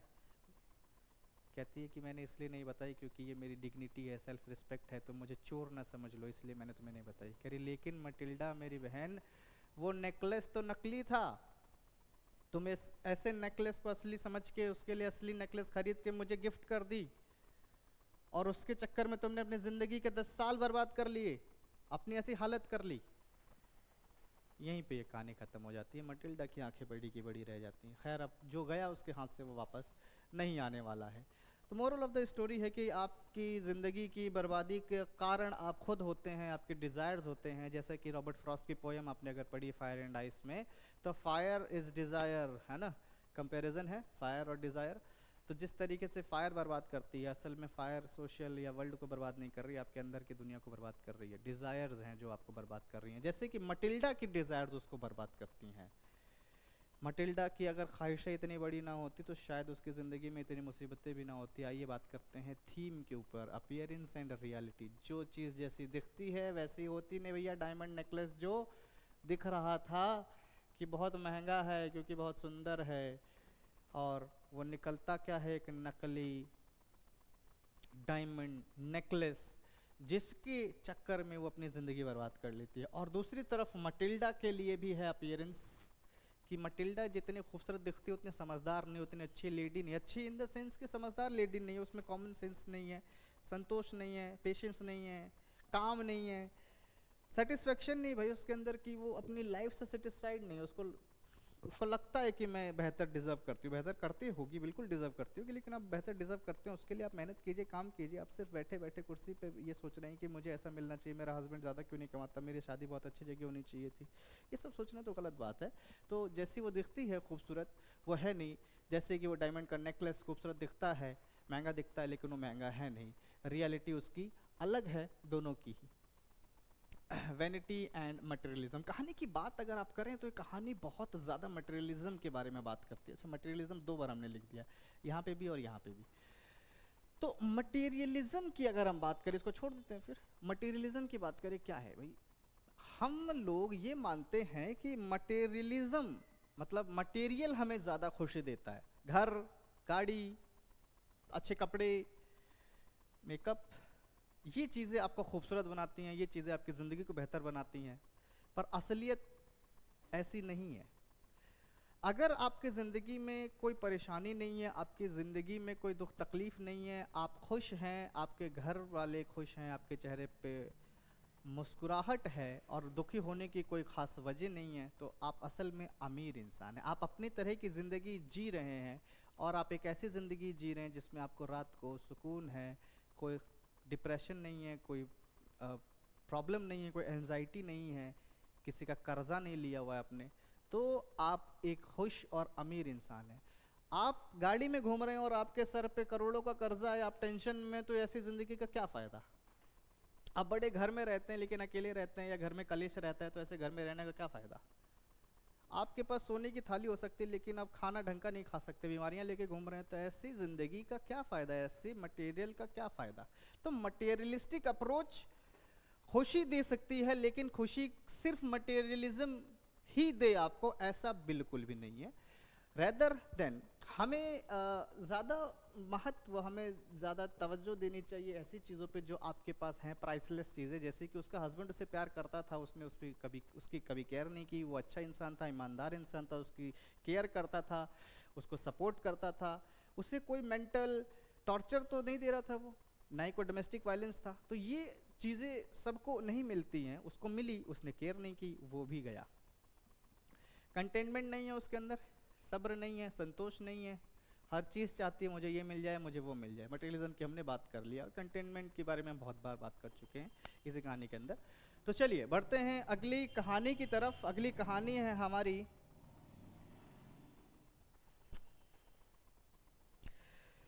तो आपकी फुटप्रिंट्स विदाउट फीट बुक के अंदर सेकंड लास्ट चैप्टर है भोली, ऑथर्ड बाय A.K. अब्बास। इस कहानी के राइटर हैं A.K. अब्बास और बड़ी सुंदर कहानी लिखी है, बहुत फिलोसफिकल, सोशियल और बहुत अच्छी कहानी। आप इसको अच्छे से समझें, बहुत मज़ा आएगा इस कहानी को पढ़ने में।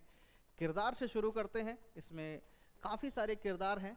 सबसे पहला किरदार है हमारा खुद भोली का किरदार। भोली का असल में नाम है सुलेखा। बड़ी कमाल की चीज़ है, इसका नाम सुलेखा क्यों रखा है ऑथर ने, इसके बारे में हम बात करेंगे आगे। सुलेखा कैसी लड़की है, शाय है, टिमिड है एंड फियरफुल है, मतलब सारी नेगेटिव चीज़ें उसके अंदर। कहानी की शुरुआत में उसके अंदर ये सारी चीज़ें होती हैं, सारे उसके ट्रेट्स होते हैं, क्योंकि दिमागी तौर पे भी वो थोड़ी कमज़ोर है, तो डरती है, शर्माती है, घबराती है, ठीक है। उसके फादर हैं रामलाल।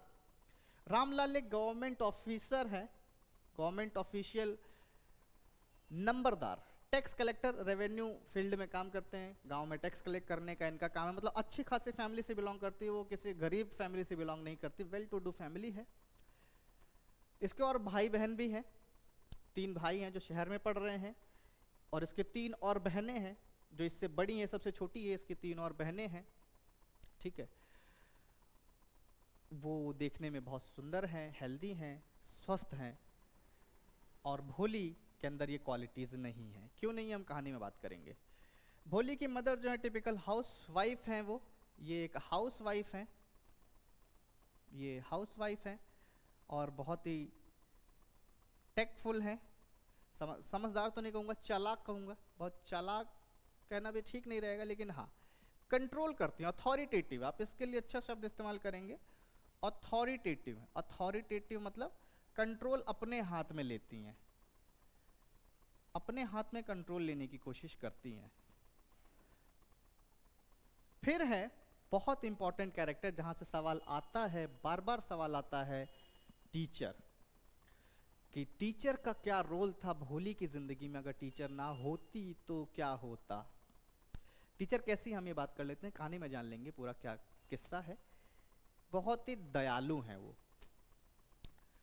काइंड हैं, पेशेंट हैं, बहुत सब्र है उनके अंदर, सुनने का, समझने का, काम करने का सब्र है उनमें, और बहुत एनकरेजिंग हैं, गिव अप नहीं करती हैं, एनकरेज करती हैं, हार नहीं मानती हैं, मदद करती हैं, बदलाव लाना चाहती हैं, हर उस इंसान की मदद करती हैं जिसको मदद की ज़रूरत है, जैसे कि सुलेखा। मतलब कहीं ना कहीं इनके अंदर एम्पथी भी है, एम्पथी आप कह सकते हैं इनके अंदर है। वो सुलेखा की परेशानी को अपनी परेशानी की तरह देख और समझ पाती हैं। नेगेटिव कैरेक्टर हमारे पास एक है Bisambar Nath, a wealthy middle aged grocer who is greedy and heartless. बहुत ही पैसे वाला है, ये एक दुकान चलाता है, ठीक है, पैसे वाला है, मिडल एज्ड है, तकरीबन रामलाल उसके फादर की उम्र का ही है, ये 50 साल के आसपास इसकी उम्र है। ग्रीडी है भैया, बहुत लालची आदमी है, और हार्टलेस है, किसी की परवाह नहीं करता, लालची है, भावनाहीन है, कोई फीलिंग नहीं है इसको दूसरों के लिए।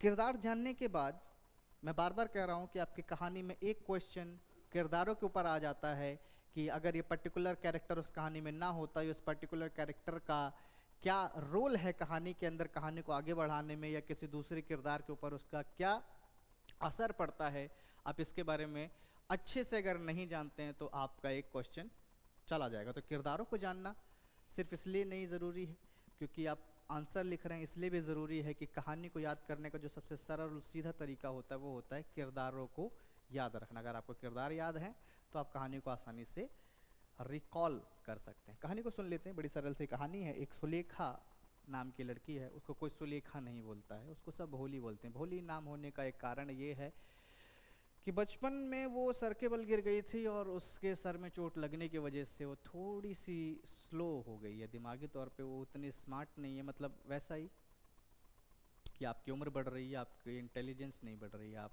दिमागी तौर पे थोड़े से स्लो हैं, इसलिए लोग उसे भोली भोली कहते हैं क्योंकि वो बहुत भोली सी मासूम सी रहती है। दो और परेशानियां हैं भोली के साथ, हकलाती भी है, शायद उसकी न्यूरोलॉजिकल प्रॉब्लम की वजह से ही वो हकलाती है, ठीक से बात नहीं कर पाती है, या फिर हो सकता है क्योंकि वो बहुत घबराती है बात करते हुए इसलिए हकलाती है। हकलाने के साथ जब उसका लोग मजाक उड़ाते हैं तो वो और चुप हो जाती है और घबराने लगती है, तो शायद और नहीं बोल पाती वो। मैं ये क्यों कह रहा हूँ आगे आप समझेंगे इस बात को। और है उसको स्मॉल पॉक्स के दाग, जब वो छोटी थी तो उसे स्मॉल पॉक्स हो गए थे, बीमारी तो चली गई, दाग छोड़ गई, उसके पूरे चेहरे पे दाग ही दाग हैं, स्मॉल पॉक्स के बहुत सारे धब्बे हैं, जिस वजह से वो खूबसूरत नहीं दिखती है as compare to her sisters. उसकी सिस्टर्स बहुत सुंदर हैं, हेल्दी हैं, भोली हेल्दी नहीं है किसी भी तरीके से क्योंकि वो दिमागी तौर पे कमज़ोर है। उसका कोई ख़ास ख्याल भी नहीं रखता, वो गंदी संदी रहती है, पुराने कपड़े मिलते हैं उसको पहनने के लिए, ना कोई उसको साफ़ सुथरा रखता है, ना ही कोई उस पर ज़्यादा ध्यान देता है। वो एक इग्नोरेंट चाइल्ड, उसको इग्नोर किया हुआ है। डिस्क्रिमिनेशन को आप यहीं से इस कहानी में पिक कर सकते हैं कि कैसे अपनी फैमिली में वो डिस्क्रिमिनेट की जाती है, कैसे अपनी फैमिली में उसको इग्नोर किया जाता है। ठीक है कहानी आगे बढ़ती है। एक बार इस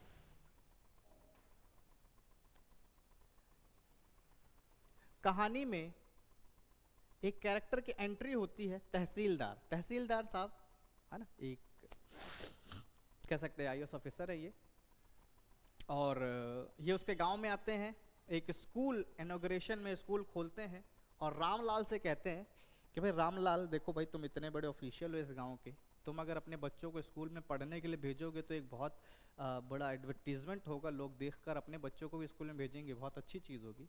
ये बात रामलाल अब भाई तहसीलदार की टाल नहीं सकता, वो इतना बड़ा ऑफिसर है, उसकी बात नहीं टाल सकता, और ख़ुद भी वो सर्विस का हिस्सा है, कोई आम आदमी नहीं है कि उसको इग्नोर कर दे, सर्विस का हिस्सा, उसको उसके साथ काम करना है। तो जाके अपनी वाइफ से ये बात डिस्कस करता है कि तहसीलदार साहब ने कहा है कि मैं अपनी बच्चियों को स्कूल भेजूं। तो उसकी वाइफ कहती है तुम पागल हो गए हो, अगर हम अपनी बच्चियों को स्कूल पढ़ने के लिए भेजेंगे तो उनसे शादियां कौन करेगा, वो पढ़ लिख जाएंगी। अब देखिए ये है सोच लोगों की उस समय कि अगर लड़की पढ़ जाएगी तो उससे शादी नहीं करेंगे, इस वजह से वो डिसाइड करते हैं कि भाई हाँ सही बात है, हम अपनी बेटियों को पढ़ने नहीं भेज सकते हैं। इनकी बड़ी बेटी राधा की शादी हो चुकी है, ठीक है, 2 बेटियों की बची हुई है। तो डिसाइड किया जाता है कि सुलेखा को क्यों ना स्कूल भेज दिया जाए। सुलेखा को क्यों भेज दिया जाए, क्या वो बहुत स्मार्ट है पढ़ने में? नहीं भैया, स्मार्ट नहीं है, क्योंकि वो बहुत मूर्ख है। वो पहले गिव अप कर चुके हैं कि इसकी तो शादी होने से रही, भाई इससे कौन शादी करेगा, ना इसके पास शक्ल है ना अकल है, इससे कौन शादी करेगा। नाम भी रह जाएगा कि भैया हमने अपने बच्चे को स्कूल पढ़ने के लिए भेजा और हमारा कोई नुकसान भी नहीं होगा। बहुत अच्छे, कहता वाह कमाल का आइडिया दिया है। इसीलिए मैंने कहा कि उसकी जो वाइफ है थोड़ी अथॉरिटेटिव, वो कंट्रोल रखती है अपने हाथ में, वही बता रही है बताओ क्या करना है क्या नहीं करना है। जुकाम हो गया लगता है मुझे। तो सुलेखा को तैयार किया जाता है अगली सुबह ले जाने के लिए, उसके फादर उसको लेके जा रहे हैं कि स्कूल ले चलते हैं। अब भाई उसको स्कूल पता ही नहीं है, स्कूल का कॉन्सेप्ट क्या होता है, क्या है ये स्कूल क्या होता है, कहाँ लेके जा रहे हैं।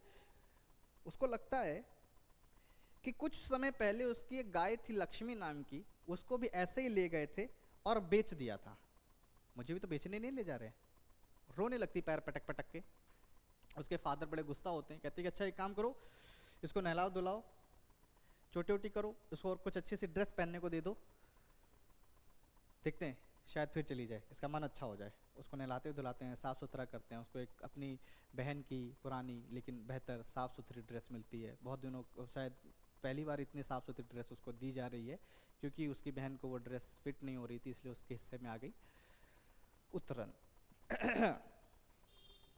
पहनाते हैं, तैयार करते हैं, उसको इतना अच्छा ट्रीटमेंट मिला है कि उसको लगता है कि अच्छा इतने अच्छे से सजा के लेके जा रहे हैं मुझे, ठीक जगह ले जा रहे होंगे, कोई गलत जगह नहीं ले जा रहे हैं। तो उसका माइंड चेंज होता है, अपने फादर के साथ जाती है स्कूल में, उसके फादर उसको छोड़ देते हैं, प्रिंसिपल को दे देते हैं, प्रिंसिपल उसको उसकी क्लास में ले जाती है। क्लास में सभी बच्चे पहले ही पहुंच चुके हैं, बैठे हुए हैं चटाई पे, ज़मीन पे, सब किताबों में देख रहे हैं, कुछ पढ़ रहे हैं, और वहाँ पे एक टीचर बैठी हैं। अब हमारी किरदार टीचर एंटर होती कहानी के अंदर। टीचर बैठी हुई हैं, सुलेखा को वेलकम करती हैं, उसको बिठाती हैं, सुलेखा बैठ जाती है और फिर उससे बात करती हैं कि तुम्हारा नाम क्या है। बहुत ही प्यार से पूछती हैं, इतने प्यार से पूछती हैं कि सुलेखा से इतने प्यार से आज तक किसी ने बात ही नहीं की है। इतने प्यार से बात करने की वजह से ही सुलेखा सोचती कि यार इतनी अच्छी लड़की है, इतनी अच्छी टीचर, इतनी अच्छी लेडी है, एक बार ट्राई तो बनता है अपना नाम बताना। ट्राई क्यों बनता है? क्योंकि वो हकली भाई, वो जब भी बोलती है लोग उसका मजाक उड़ाने लगते हैं, हकलाती है, वो स्टैमर करती है, इसलिए सोचती कि एक बार तो ट्राई करती हूँ। लेकिन क्योंकि भाई वो स्टैमर करती है, तो जैसे ही वो अपना नाम बताने की कोशिश करती है, वो भ पे ही अटक जाती बार बार, और सारी क्लास ठहाके मार के हंसने लगती है, जोर जोर से सारे बच्चे उस पर हंसने लगते हैं। उसका दिल बैठ जाता है, कॉन्फिडेंस उसका ख़त्म हो जाता है। टीचर सबको शांत करती है, सुलेखा सर झुकाए बैठती है और क्लास में बैठी ही रहती है, रो रही है। जब तक स्कूल ख़त्म नहीं हो जाता तब तक वो उसी कोने में चुपचाप बैठी रहती है। उसकी हिम्मत नहीं होती कि वो जाके वो दोबारा अपने शक्ल, अपनी नज़र ऊपर कर ले। स्कूल ख़त्म होता है, टीचर जो कि गिव अप नहीं करती, जैसा कि मैंने आपको बोला एनकरेजिंग है, वो आती हैं सुलेखा के पास, पूछती हैं कि तुम्हारा नाम क्या है। इतने प्यार से पूछ रही हैं, वो फिर से कोशिश करती लेकिन फिर से हकलाती है। उसकी टीचर कहती हैं कि बहुत अच्छे, हाँ बताओ, कोशिश करो, कोशिश करो, बोलो क्या नाम है तुम्हारा। वो भ भ भ बोलते हुए, कोशिश करते करते अपना नाम बोल ही लेती है, भोली। उसे भी नहीं यकीन होता कि उसने अपना नाम बोल लिया, कैसे बोल लिया पता नहीं, आज तक शायद उसने अपना नाम भी ना बोला हो। उसकी टीचर उसे एनकरेज करती, कहती वाह देखा कमाल कर दिया तुमने, अपना नाम आखिर बोलना सीख गई ना तुम, बोल दिया तुमने नाम। अगर तुम रोज ऐसे ही स्कूल आती रहोगी, रेगुलरली आओगी और पढ़ोगी, तो तुम बहुत जल्दी आम लोगों की तरह बोलना सीख जाओगी। उसकी आंखों में चमक आ जाती, किसकी? भोली की आंखों में। क्या वाकई में मैं एक आम इंसान की तरह जैसे लोग बात करते ऐसी बात कर पाऊंगी?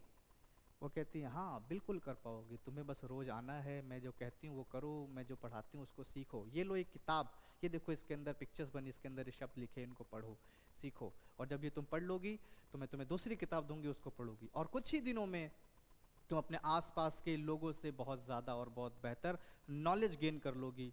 लोग तुमसे बात करना पसंद करेंगे, लोग तुमसे एडवाइस लेंगे, तुम्हारी अपनी एक इमेज होगी, तुम्हारी अपनी रिस्पेक्ट होगी सोसाइटी के अंदर।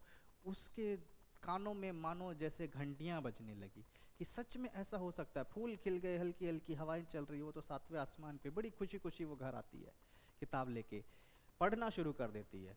धीरे धीरे वक्त बीतने लगता है, वो एलिमेंट्री स्कूल हाई स्कूल में बदल जाता है। ठीक है, गांव में एक सिनेमा घर भी खुल जाता है, मतलब तरक्की हो जाती है, गांव की शहर की तरह बनने लगता है वो।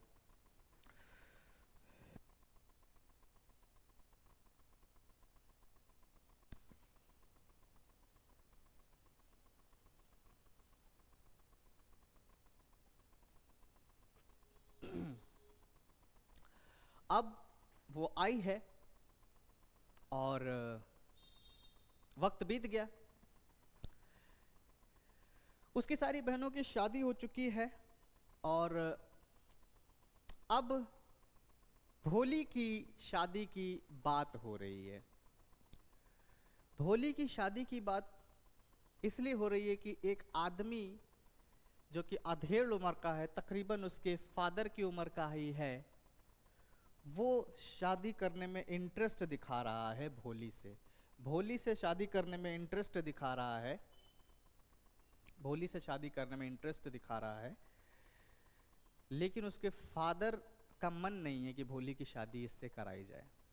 लेकिन उसकी माँ कहती है कि अगर हम उसकी शादी इससे नहीं करेंगे तो कोई और तो शादी करेगा भी नहीं। और शुक्र है इस बात का कि वो आदमी इस गांव का नहीं है, भोली को जानता नहीं, उसने देखा नहीं है। हम उससे छुटकारा पा सकते हैं दोबारा, वरना उससे शादी कोई नहीं करेगा, उसको उसको कोई रिश्ता नहीं मिलने वाला। क्या हुआ, थोड़ा बूढ़ा है तो क्या हो गया, इतना तो चलता ही, उसकी माँ खुद कह रही है। खैर फिर से कन्विंस कर लेती है। अथॉरिटेटिव, जैसा कि मैंने बोला, उसकी मदर जो है थोड़ी सी है ना कंट्रोल रखती है अपने हाथ में।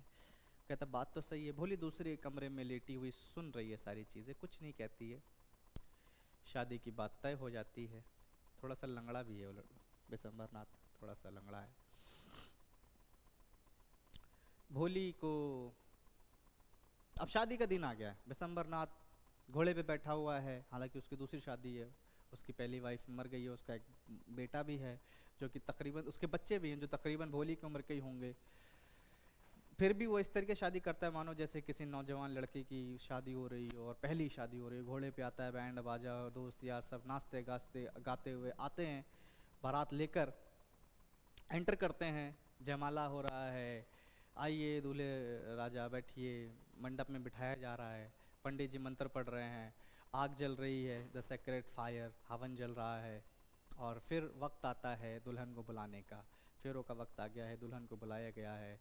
दुल्हन जैसे ही बिशंबर नाथ के पास बैठती है, भीड़ में से कोई उसके पल्लू को थोड़ा सा खींच देता है, जिससे उसके चेहरे की एक झलक दिखती है बिशंबर नाथ को। और वो देख लेता है कि इसके चेहरे पर तो स्मॉल पॉक्स के बहुत सारे दाग हैं। ऐसा कैसे हो सकता है भाई, हैं ऐसी लड़की से शादी कर रहा हूँ मैं। वो अपने दोस्त से कहता है बगल में बैठे कि तुमने देखा इसके चेहरे पे कितने सारे दाग हैं। तो उसका दोस्त एक प्रैक्टिकल, एक समझदार इंसान रहा होगा, जिसने कहा कि तो तुम भी तो कोई जवान आदमी नहीं हो, अब जैसी भी शादी हो रही है, शादी हो रही है, ये गनीमत मनाओ और शादी कर लो। कहता नहीं नहीं नहीं नहीं नहीं नहीं, ऐसा नहीं करूँगा मैं इससे शादी तभी करूँगा जब इसके फादर मुझे और दहेज देंगे। 2000 की बात हुई थी, लेकिन अब 2000 की नहीं, अब मुझे 5000 रुपये चाहिए। 5000 उस ज़माने में बहुत ज़्यादा पैसे, बहुत बड़ी रकम रही होगी। तो वो बात शुरू करते हैं, उसके पिता से कहते हैं रामलाल से कि भाई देखिए, अब मैं आपकी बेटी से तभी शादी करूंगा जब आप मुझे 5000 रुपये दहेज देंगे। वो बड़े हाथ पैर जोड़ते हैं, मिन्नतें करते हैं कि मैं इतने पैसे कहाँ से लेके आऊँगा, मैं गरीब इंसान हूँ, आप बड़े इंसान हैं, आप शादी कर लें। लेकिन वो अड़ जाता है कि नहीं। अब उसे पता है बारात आ गई है, शादी तो होगी ही, नाक कट जाएगी, गांव में थू थू हो जाएगी, बेइज्जती हो जाएगी, तो यही मौका है झुकाने का, यही मौका है पैसे निकालने का, ऐंठने का दोबारा मौका नहीं मिलेगा। उसका पूरा फ़ायदा उठाना चाहता है, इसीलिए वो जोर दे रहा है कि ना, शादी करूंगा तभी जब मुझे आप पैसे देंगे, 5000 रुपये। खैर रोते पीटते जैसे तैसे जो बचे खुचे पैसे होते हैं, रामलाल उनको इकट्ठा करता है और जाके बिशंबर नाथ के पैरों पर रख देता है, लीजिए साहब आप शादी कर लीजिए। बिशंबर नाथ अपने सीना चौड़ा करता है, कहता है वाह क्या तुक्का मारा था और सही निशाने पे लगा, मुझे पैसे मिल गए। चलिए पंडित जी मंत्र पढ़िए, फेरे कीजिए। लेकिन इस बार भोली खड़ी हो जाती है और उसके चेहरे से पल्लू फिर से हटता है। लेकिन पल्लू इस बार किसी और ने नहीं, भोली ने खुद हटाया था। सभी लोग जो मंडप के आसपास खड़े थे, गांव के रिश्तेदार, सभी लोग देख के हैरान हो जाते हैं कि ये क्या कर रही है। वो बोलती है पिताजी, मैं इस लालची इंसान से शादी बिल्कुल नहीं करूंगी, ये एक लालची इंसान है, इस इंसान से शादी करने से बेहतर है कि मैं सारी जिंदगी कमा ही रहूं। उसके पिता कहते क्या कर रही हो तुम, अगर इससे शादी नहीं करोगी तो तुम क्या करोगी सारी जिंदगी, तुम्हें आज नहीं तो कल शादी करके जाना है। कहती कि मुझे शादी नहीं करनी इस इंसान से। सभी लोगों के बीच में कानाफूसी शुरू हो जाती है कि देखो कितनी कैसी लड़की है, अपने घर परिवार की बेइज्जती कर रही, नाक कटवा रही है अपने परिवार की। हम इसे कितना मासूम और भोला गाय समझते थे, भोली गाय समझते थे, लेकिन ये कैसी निकली। टीचर भी वहीं भीड़ में खड़ी, वो देख रही है सारा किस्सा क्या हो रहा है। भोली कहती है कि मैं एक ऐसे दरिंदे से शादी नहीं करना चाहती जो सिर्फ पैसों का लालची है। मैं इसके घर जाऊं, ये क्या करे कैसे रखे पता नहीं। फाइनली शादी टूट जाती है। सब लोग बड़ा बुरा भला कहते हैं भोली को, तुम्हें ऐसा नहीं करना चाहिए था, तुम्हें शादी कर लेनी चाहिए थी। विशंबरनाथ मुंह लटका के घर से वापस निकलता है। बाराती बाहर खड़े होते हैं, बैंड बाजे वाले बाहर खड़े होते हैं, उन्हें लगता है कि विदाई हो रही है, वो बैंड बाजा बजाने लगते हैं। बाद में पता चलता है कि विदाई नहीं हो रही, बारात ही वापस जा रही है।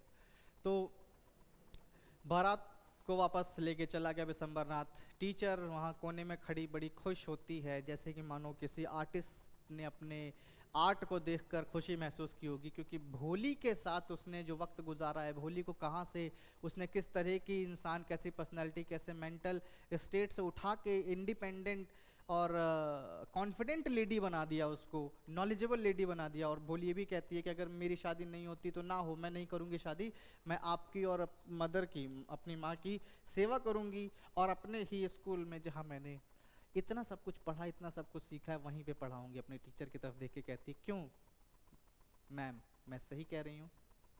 कहती है, बिल्कुल सही कह रही हैं आप, बिल्कुल ये कर सकती हैं। कहानी यहीं पे ख़त्म हो जाती है, लेकिन कहानी इतनी ही नहीं है, कहानी बहुत गहरी है। कहानी बहुत सारी चीज़ों के बारे में बात करती है। मैंने कहानी की शुरुआत में बताया था कि सुलेखा नाम राइटर ने रख के कितनी क्रिएटिविटी दिखाई। इस कहानी में बहुत छोटी छोटी ऐसी चीज़ें हैं जिनके बारे में आप ध्यान नहीं देते शायद, लेकिन हैं। जैसे सुलेखा, सुलेखा पढ़ना लिखना नहीं जानती, लेकिन उसका नाम है सुलेखा, सुंदर लिखनी, सुंदर लिखने वाला सुलेखा। लेकिन वो पढ़ना नहीं जानती है। लेकिन कमाल की बात यह है कि आखिर में उसकी किस्मत उसको लेके कहाँ जाती है? पढ़ाई, एजुकेशन ही उसकी ज़िंदगी को बदलती है। उसके नाम में कितनी सारी चीज़ें छुपा रखी हैं राइटर ने। चलिए, तो अब बात कर लेते हैं इसकी थीम पे। थीम क्या? इस सबसे ज़रूरी जो हिस्सा इस कहानी का वो है थीम, पावर ऑफ एजुकेशन। अगर सुलेखा पढ़ ना पाती, अगर सुलेखा स्कूल ना जाती, अगर उसकी किस्मत ना होती स्कूल में जाना, तो शायद वो ऐसे ही किसी इंसान के घर में पड़ी होती। वो उसको कैसे रखता, वो कैसी होती, क्या करती, पता नहीं। उसके जीवन में क्या क्या उसे तकलीफें परेशानियां झेलनी पड़ती। तो पावर ऑफ एजुकेशन, सिर्फ एजुकेशन मात्र के आने से उसके जीवन में कितनी सारी चीज़ें बदल गई। कॉन्फिडेंट हो गई, बात करने लगी, पढ़ने लिखने लगी, पढ़ाने लगी, इंडिपेंडेंट लेडी बन गई, किसी के ऊपर वो डिपेंड नहीं करती। Most of the problem, the biggest problem in the society is कि लेडीज जो हैं वो दूसरों पे डिपेंड करती हैं, और यही एक बड़ी समस्या है डोमेस्टिक वायलेंस की, प्रॉब्लम की, कंट्रोल करने की। अगर लेडीज़ इंडिपेंडेंट हैं, अपने पैरों पर खड़ी हैं, तो उनको कंट्रोल करना, उन्हें डोमिनेट करना लगभग नामुमकिन हो जाता है। और इसीलिए एजुकेशन बहुत इम्पॉर्टेंट है, ताकि आप अपने पैरों पे खड़े हो सके, इंडिपेंडेंट हो सके, आपको कोई दबा ना सके, कंट्रोल ना कर सके, आपकी कोई लिबर्टी अपने हाथों में ना ले सके।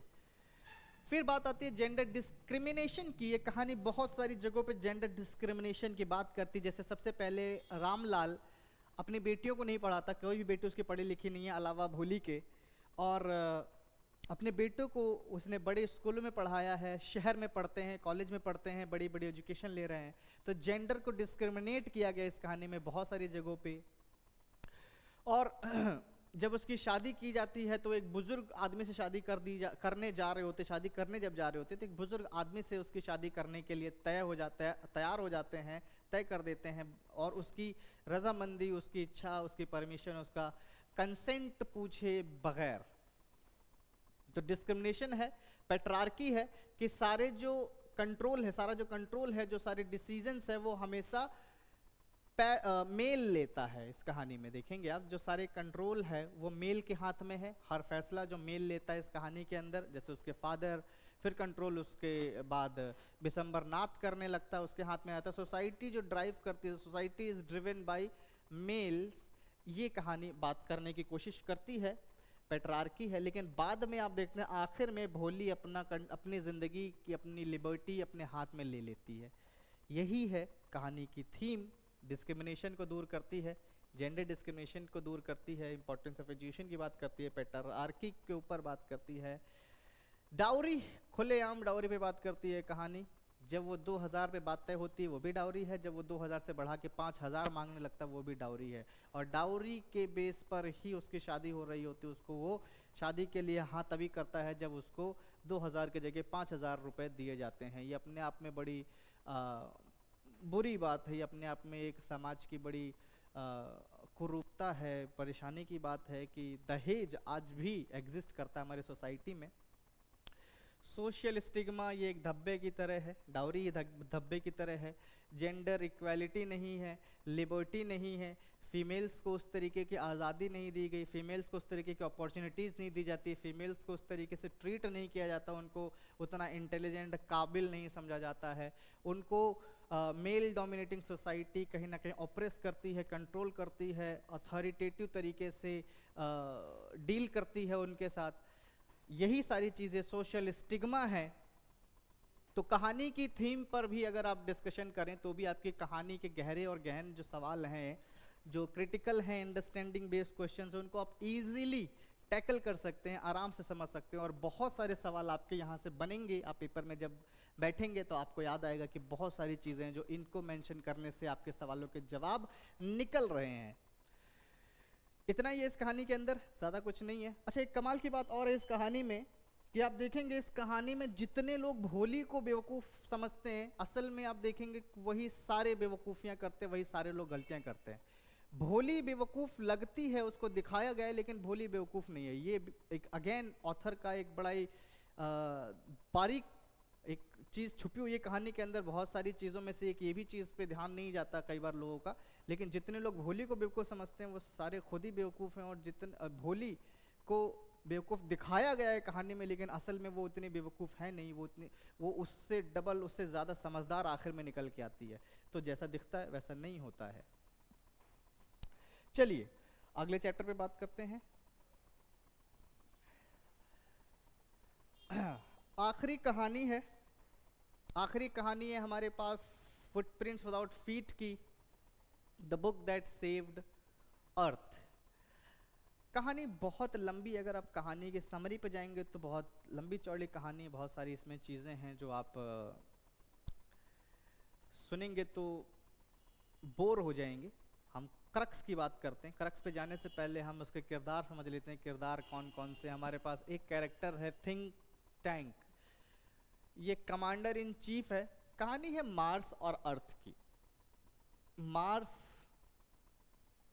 और अर्थ की कहानी है। 25th सेंचुरी में ये कहानी सुनाई जा रही है कि 20th सेंचुरी के अंदर एक बार मार्स के लोगों ने पृथ्वी के ऊपर अटैक करने वाले थे। वो सिर्फ देखने आए थे पृथ्वी के लोग कैसे हैं, और उसके बाद उस पर अटैक करा जाए कि ना किया जाए। कहानी की शुरुआत अभी हम करेंगे, पहले हम जान लेते हैं किरदार। थिंक टैंक इसमें कैरेक्टर है, कमांडर इन चीफ है, एरोगेंट है, वेन है, और इनक्रेडिबली बोस्टफुल है। एरोगेंट मतलब बहुत ज़्यादा घमंड है उसके अंदर, वो अपने आप को सुपीरियर मानता है, सबसे ज़्यादा इंटेलिजेंट अपने आप को मानता है, ज़बरदस्ती लोगों से अपनी तारीफ करवाता है। पूरा लोगों ने रट्टा मारा हुआ है फ्रेज की, जब भी आप मेरे सामने आओगे तो ये पूरी लाइन बोलोगे, पूरे यूनिवर्स के राजा और समझदारों के समझदार, ऐसा इस तरीके से। वेन बेकार की चीज़ों में लगा रहता है, वो बाल है नहीं उसके, अपना टकला ही देखता रहता है शीशे में और उससे पूछता रहता है बताओ दुनिया में सबसे, इस पूरे यूनिवर्स में सबसे खूबसूरत कौन है। बेफजूल की चीज़ों में लगा रहता है। इनक्रेडिबली बोस्टफुल, ज़बरदस्ती दूसरों से अपनी तारीफ़ करवाता है, ज़बरदस्ती लोगों को अपने हिसाब से चलाने की कोशिश करता है।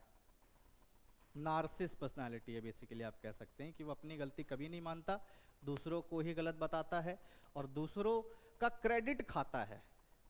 पूरी कहानी में आप देखेंगे दूसरों का क्रेडिट भी खा जाता है कि हाँ हाँ मैंने ही तो कहा था ऐसा करने के लिए, मेरा आइडिया से ही तो ये सब हो रहा है। नूडल एक बड़ा कमाल का कैरेक्टर, अप्रेंटिस है ये। अप्रेंटिस होता है बेसिकली जो काम सीख रहा है, एक तरीके से वहाँ काम कर रहा है। असिस्टेंट है, आप ऐसे कह सकते हैं, असिस्टेंट है, मददगार है, मदद करता है। वो हम्बल है बहुत ज़्यादा, वो बड़ा दिमागी आदमी है, हम्बल है, ग्रास रूटेड आदमी है, ज़्यादा शो ऑफ नहीं करता अपनी नॉलेज का। स्मार्ट है लेकिन समझदार है, लेकिन उसको कोई दिखावा नहीं पसंद है। टैक्टफुल है, सिचुएशन को हैंडल करने आता है। टैक्टफुल का मतलब है प्रेजेंस ऑफ माइंड है उसके अंदर, सिचुएशन को हैंडल करना जानता है, सिचुएशन किस तरीके से आंसर किया जाए सिचुएशन में ये जानता है। फिर ये किरदार आते हैं, 3 किरदार आते हैं इसके अंदर।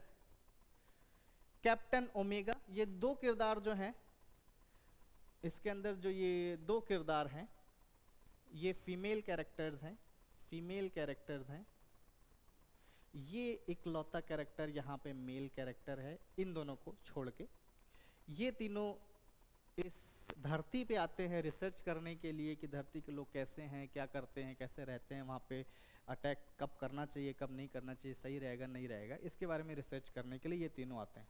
बाई चांस ये लोग लाइब्रेरी में एंटर कर जाते हैं और फिर लाइब्रेरी में क्या होता है इसके बारे में हम बात करेंगे।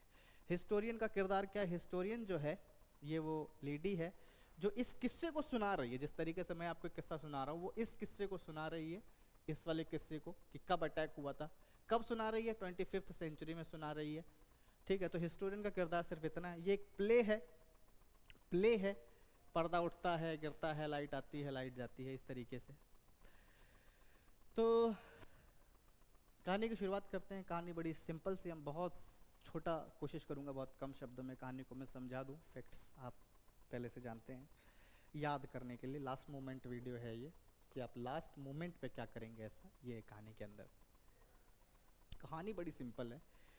Think tank, noodle, captain omega, lieutenant iota और सार्जेंट ऊप, ये सारे मार्स के एलियंस हैं और ये प्लान कर रहे हैं अर्थ पे अटैक करने का, अर्थ को इन्वेड करने का, उसको अपनी कॉलोनी, अपना गुलाम बनाने का। अर्थ को नहीं, बेसिकली वहाँ के रहने वाले लोगों को, है ना। सिनिक डॉग हो गया ये तो। थिंक टैंक बहुत घमंडी इंसान है। इसकी एंट्री होती है, ये नूडल से पूछता है कि, हालांकि शुरुआत के कुछ एक चीज़ अगर छोड़ दूं मैं, जैसे कि वो पूछता है शुरू में शीशे से पूछता है कि मैं कैसा दिख रहा हूँ, दुनिया का, यूनिवर्स का सबसे सुंदर इंसान कौन है, तो आईना उसको जवाब देता है कि आप हैं। इस तरीके की वो कुछ चीज़ें कर रहा है। और फिर नूडल की एंट्री होती है। नूडल से वो पूछता है कि बताइए, जो हमने लोग भेजे थे पृथ्वी के ऊपर, कैसा काम चल रहा है, कुछ खबर आई वहाँ से? अटैक करने का वक्त हो रहा है। नूडल कहता है अभी रुकिए सर, मैं अभी कनेक्ट करता हूँ उनसे, देखते हैं कि क्या बात हो रही है। तो कनेक्ट करते हैं कैप्टन ओमेगा आयोटा ऊप से, और थिंक टैंक से बोलता है नूडल की सर हो गया कनेक्ट, आप बात कर सकते हैं। बात करता है, बताओ क्या हो रहा है वहाँ पे। अब ये तीनों एक लाइब्रेरी में खड़े हैं, चारों तरफ किताबें किताबें। इन्होंने कभी किताबें नहीं देखी, कैसी होती किताबें, शायद वहाँ अलग तरह की होती होंगी। ये सोचते हैं कि कोई तो जगह आ गए हम लोग, लेकिन ये क्या है समझ नहीं आ रहा। ये चारों तरफ किताबें, कागज, ये कुछ अजीब सी चीजें हैं, हमें नहीं पता ये क्या है। तो थिंक टैंक कहता है कि रुको, ध्यान से मुझे दिखाओ, कैमरे के सामने लेकर आओ, बताओ ये दिखाओ क्या है। वो उठाता है, दिखाता है, सार्जेंट ऊप उठा के दिखाता है कि ये देखिए ये है। तो नूडल कहता है कि ये मेरे ख्याल से कोई कम्युनिकेशन डिवाइस लग रहा है। थिंक टैंक कहता है हाँ हाँ वही तो मैं कहने जा रहा हूँ, ये कम्युनिकेशन डिवाइस ही तो है, कम्युनिकेशन डिवाइस से बात करते हैं ये। तो इसको कान में लगाओ, देखो कोई आवाज़ आ रही है इसमें। उसे लगाते हैं, तीनों लोग अपने अपने कान में लगाते हैं, कोई आवाज़ नहीं आ रही। नहीं नहीं सर, इसमें कोई आवाज़ नहीं आ रही है। अच्छा, कोई आवाज़ नहीं आ रही, ध्यान से देखो, कोई बैटरी सेल, कोई कनेक्शन की तो प्रॉब्लम नहीं है। नहीं नहीं, कोई कनेक्शन की प्रॉब्लम नहीं है। फिर नूडल कहता है कि अच्छा, मेरे ख्याल से ये कोई खाने पीने की चीज़ तो नहीं है, ऐसी चीज़ें कुछ खाते हैं, सैंडविच टाइप लग रहा है ये। थिंक टैंक कहता है हाँ हाँ मुझे भी लग रहा है, मैं यही तो कहने जा रहा था। क्रेडिट खाता है वो, यही तो कहने जा रहा था मैं कि ये सैंडविच इसे खा के देखो ज़रा, खाओ इसको, क्या इसके अंदर ये ऊपर की और नीचे की जो मोटी लेयर है ये इसका ब्रेड है, और बीच में जो है वो सारी इसके अंदर फिलिंग्स हैं। हाँ सैंडविच है ये, खाओ इसे। अब ये दोनों लेडीज़ हैं और ये चालाक हैं, इस बेचारे ऊप को फंसाती हैं कि भाई तू खा, हम दोनों तो खाना खा के आए हैं, हमारा पेट भरा हुआ है, तूने कुछ नहीं खाया सुबह से, तू खा। और बेचारा आदमी एक ज़बरदस्ती एक बाइट लेता है उस किताब की, चबाता है, चबाया नहीं जा रहा उससे, जैसे तैसे निगलने की कोशिश करता है, गले में अट रही है उसके वो किताब का टुकड़ा, फिर भी जैसे तैसे निगलता है। कहता है, सोचता है कि पता नहीं यहाँ के लोग ये कैसे खाते होंगे, मेरे से तो खाया नहीं जा रहा है, ये कोई खाने की चीज़ तो नहीं लग रही। कहता अच्छा इसे खोल के देखो क्या है। देखते हैं इसके अंदर काफ़ी सारे कोड लिखे हुए हैं सर, बहुत सारी चीज़ें लिखी हैं इसके अंदर, पता नहीं क्या। कहता हाँ ये कोई कोड लैंग्वेज है ये, देखो देखो कोड लैंग्वेज क्या कहती है, पढ़ के बताओ मुझे। कहते सर हमें समझ नहीं आ रहा कि कोड लैंग्वेज क्या कह रही है, पकड़ में नहीं आ रही बात, क्या कहना चाह रहे हैं ये। तो कहता अच्छा समझ नहीं आ रहा है। नूडल कहता अरे हमारे पास एक वो टैबलेट है ना, उस टैबलेट को खिलाइए इनको, बोलिए कि टैबलेट खाएंगे और जैसे टैबलेट खाएंगे इनकी जो एबिलिटीज़ हैं वो बढ़ जाएगी, और ये लोग समझने लगेंगे इस किताब में क्या लिखा हुआ है। ठीक है, कहते हैं हाँ हाँ हाँ टैबलेट लेके आओ, टैबलेट खिलाते हैं, टैबलेट खा लेते हैं वो लोग, और टैबलेट खाने के बाद उनको समझ में आने लगता है किताब के अंदर क्या लिखा है। कुछ पोइट्रीज लिखी हुई हैं, अलग अलग पोइट्रीज, उन पोइट्रीज को पढ़ते हैं तो उन्हें पता चलता है कि मार्स पे लोग क्या क्या कर सकते हैं। कुछ पोइट्रीज में लिखी है कि अर्थ के लोग क्या क्या कर सकते हैं। कुछ पोइट्रीज में लिखी है जैसे कि यहाँ पे जो मेड्स हैं वो खेतों में उगती हैं, गाय को ये लोग चांद पे भेज चुके हैं। तो ये सारी चीज़ें जब थिंक टैंक सुनता है तो सोचता है कि यार ये तो बड़े एडवांस लोग हैं, इतना सब कुछ करना जानते हैं लोग, इन्होंने गाय को भी चांद पे भेज दिया, बड़े कमाल के लोग हैं। तीसरी पोयम पढ़ते हैं, Humpty Dumpty set on a wall. अच्छा, हम्टी डम्टी जैसा कौन दिखता है? थिंक टैंक दिखता है, गोल मटोल अंडे जैसा है। और हम्टी डम्टी जो है कहानी के अंदर, उसकी पिक्चर भी देखता है जब, तो थिंक टैंक जैसा ही दिख रहा है। तो वो जब पोयम को पढ़ते हैं कि हम्टी डम्टी भाई एक दीवार बैठा था, वहां से गिर गया, बिखर गया, मर गया, ये सब पोयम में लिखा हुआ है, तो समझ जाता है कि यार ये तो बड़े खतरनाक लोग हैं, ये तो मुझे पहले से जानते हैं, इनके पास तो मेरी तस्वीर भी है, क्योंकि थिंक टैंक भी हम्टी डम्टी जैसा ही दिखता है। नहीं नहीं नहीं नहीं, यहाँ पे कोई अटैक नहीं करेंगे, ये लोग बहुत खतरनाक है, बहुत डरपोक आदमी है। और वो भाग जाता है, यूनिवर्स ही छोड़ देता है, वो कभी वापस मार्स पे लौट के नहीं आता, डर के मारे कि अगर अर्थ वालों को पता चल गया मेरे बारे में कि मैं यहाँ पे हूँ या मैं वहाँ पे गलती से चला गया तो ये लोग तो मुझे छोड़ेंगे नहीं, ये सोचकर वो भाग गया। कहानी इतनी है। नूडल को बाद में वहाँ का कमांडर इन चीफ बना दिया जाता है। नूडल वहाँ पे अच्छे से रूल कर रहा है, अच्छे से चला रहा है, और मार्स और अब अर्थ के बीच में बहुत अच्छी दोस्ती है, बहुत अच्छी फ्रेंडशिप हो गई है। अब ऐसा कुछ भी नहीं है, लेकिन अभी भी मार्स के लोग जो हैं वो उस एक किताब को, उस एक पोयम को, उस किताब को नहीं पढ़ते हैं आज भी, क्योंकि उस किताब की वजह से, उस किताब की जो हिस्ट्री है वो बहुत बुरी है मार्स के लोगों के बीच में। और उस किताब का नाम है मदर गूज। मदर गूज है वो किताब जिसको वो पढ़ने से आज भी डरते हैं कि भैया कोई भी किताब पढ़ लेंगे, लाइब्रेरी खोल रखी है वहाँ मार्स पे, लेकिन मदर गूज किताब आज भी नहीं पढ़ते। तो ये छोटी सी सिंपल सी स्टोरी थी। अब अगर हम इसकी थीम की बात कर लें, थीम के साथ ये कहानी और ये किताब दोनों ही खत्म हो जाएंगी आपकी। थीम है dangers of half knowledge. Alexander pope साहब ने भी कहा है कि अधूरी नॉलेज खतरनाक होती है। उसी तरीके से ये पोयम, ये स्टोरी भी आपको बताती है कि जैसे कि थिंक टैंक को पूरी नॉलेज नहीं थी, हालांकि उनमें से किसी को भी अच्छे से ठीक से जानकारी नहीं थी। नूडल समझदार इंसान था, वो चीज़ों को सीखना चाहता तो सीख लेता, उसको मौका मिलता तो, जैसे कि बाद में उसने अच्छे रिश्ते बना लिए अर्थ के साथ जब वो पावर में आया। लेकिन थिंक टैंक अच्छे रिश्ते क्यों नहीं बना पाया? क्योंकि उसको नॉलेज ही नहीं थी, बहुत घमंडी आदमी था। अगर उसे नॉलेज होती ये क्या चीज़ें हैं तो डरता नहीं, घबराता नहीं। पोइट्री पढ़ी थी उसने, पोइट्री लिखी हुई तो उसको लगा कि ये मैं हूँ, मुझे जान से मार देंगे ये लोग। तो नॉलेज ना होना आपके लिए खतरनाक हो सकता है, या अधूरी नॉलेज होना आपके लिए खतरनाक हो सकता है। और वो अर्थ के लोगों को बहुत प्रिमिटिव, बहुत पिछड़ा हुआ भी मानता है, तो उसको अर्थ के लोगों के बारे में नॉलेज नहीं है, तो नॉलेज हर तरीके से उसकी अधूरी ही थी। Power of literature, power of literature को आप एजुकेशन और इससे भी जोड़ के देख सकते हैं कि भैया लिटरेचर की पावर देखो कितनी ज़्यादा है कि मार्स के एलियंस को डरा के भगा दिया। Education, imperialism and arrogance. Imperialism basically बात करती है जब एक बड़ा देश जिस ताकतवर है किसी दूसरे देश को कमज़ोर समझकर उसको इन्वेड करने की कोशिश करता, उसके ऊपर कंट्रोल, प्रभुत्व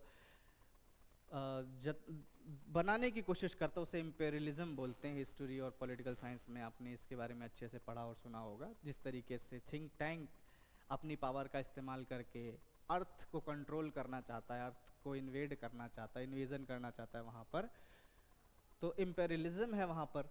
एरोगेंस, एरोगेंस बहुत ज़्यादा है, अब वो है गोल मटोल सा, अपने आप को तो बहुत सुंदर मानता ही है, उसको अपनी सुंदरता का घमंड भी और दूसरों को ही बोलता है। नूडल जो पतला दुबला सा है, नूडल से कहता है तुम भी खाओ पियो पढ़ो लिखो, तुम भी मेरी तरह गोल मटोल हैंडसम हो जाओगे, नूडल से कहता है। टैक्ट एंड डिप्लोमेसी, समझ की बात है ये भाई, बस थोड़ी सी, कि अगर आप में ठीक डिप्लोमेसी नहीं है तो आप दूसरों से दुश्मनी करोगे, परेशानियां अपने लिए खुद खड़ी करोगे। जैसे थिंक टैंक चाहता तो पृथ्वी के साथ अच्छे रिश्ते बना सकता था, लेकिन उसने पृथ्वी के साथ अच्छे रिश्ते नहीं बनाने की कोशिश की, बल्कि उस पर इन्वेड करके उसे कंट्रोल करने की कोशिश की, जीतने की कोशिश की। नूडल जब पावर में आया तो उसने क्या किया, डिप्लोमेटिक तरीके से अर्थ के साथ अच्छी दोस्ती की, और आज अर्थ और मार्स के लोग साथ में मिलजुल के रहते हैं। ऐसे कहानी में कहा गया, 25वीं सेंचुरी में शायद ये बात सच भी हो जाए, कि नूडल जब पावर में आया तो उसने अर्थ के साथ अच्छी दोस्ती कर ली। तो अगर आप थीम को देखें, थीम पे बात करें, तो आपके ज़्यादातर क्वेश्चंस इसके आसपास ही बनाए जाएंगे, ज़्यादातर क्वेश्चंस के आंसर्स आप इनको मेंशन करके ही दे सकते हैं। और यहीं पे आपकी पहली बुक फुटप्रिंट्स विदाउट फीट ख़त्म होती है। आई होप कि आप लोग यहाँ तक जुड़े रहे हैं, और जो भी यहाँ तक जुड़ा रहा है उसके एग्ज़ाम में मार्क्स बढ़ने के चांसेस काफ़ी ज़्यादा हैं, क्योंकि आप क्वेश्चंस रटने से बेहतर है आप उसके कॉन्सेप्ट और थीम को अच्छे से समझ लें, और इसी समझ का इस्तेमाल अगर आप ठीक से कर पाएंगे अपने एग्ज़ाम में, तो आई गारंटी आपके लिटरेचर से कोई चीज़ छूटेगी नहीं, आप आराम से टैकल कर पाएंगे। अभी हमने बात की है फुटप्रिंट्स विदाउट फीट के बारे में, आप इसे दोबारा देखें, बार बार देख लें, एग्ज़ाम में जाने से पहले जितनी बार देख सकते हैं उसे देख लें, क्योंकि आपके दिमाग में आखिर तक अगर इसकी थीम और पॉइंट्स रह गए तो आप उससे रिलेटेड किसी भी तरीके के क्वेश्चन को आराम से सॉल्व कर सकते हैं। आपको सिर्फ पॉइंट लिखने हैं और पॉइंट को एक्सप्लेन करना है। पॉइंट लिखिए, एक्सप्लेन कीजिए, 4 से 5 पॉइंट में आपके सारे क्वेश्चन सॉल्व हो जाते हैं। Thank you so much.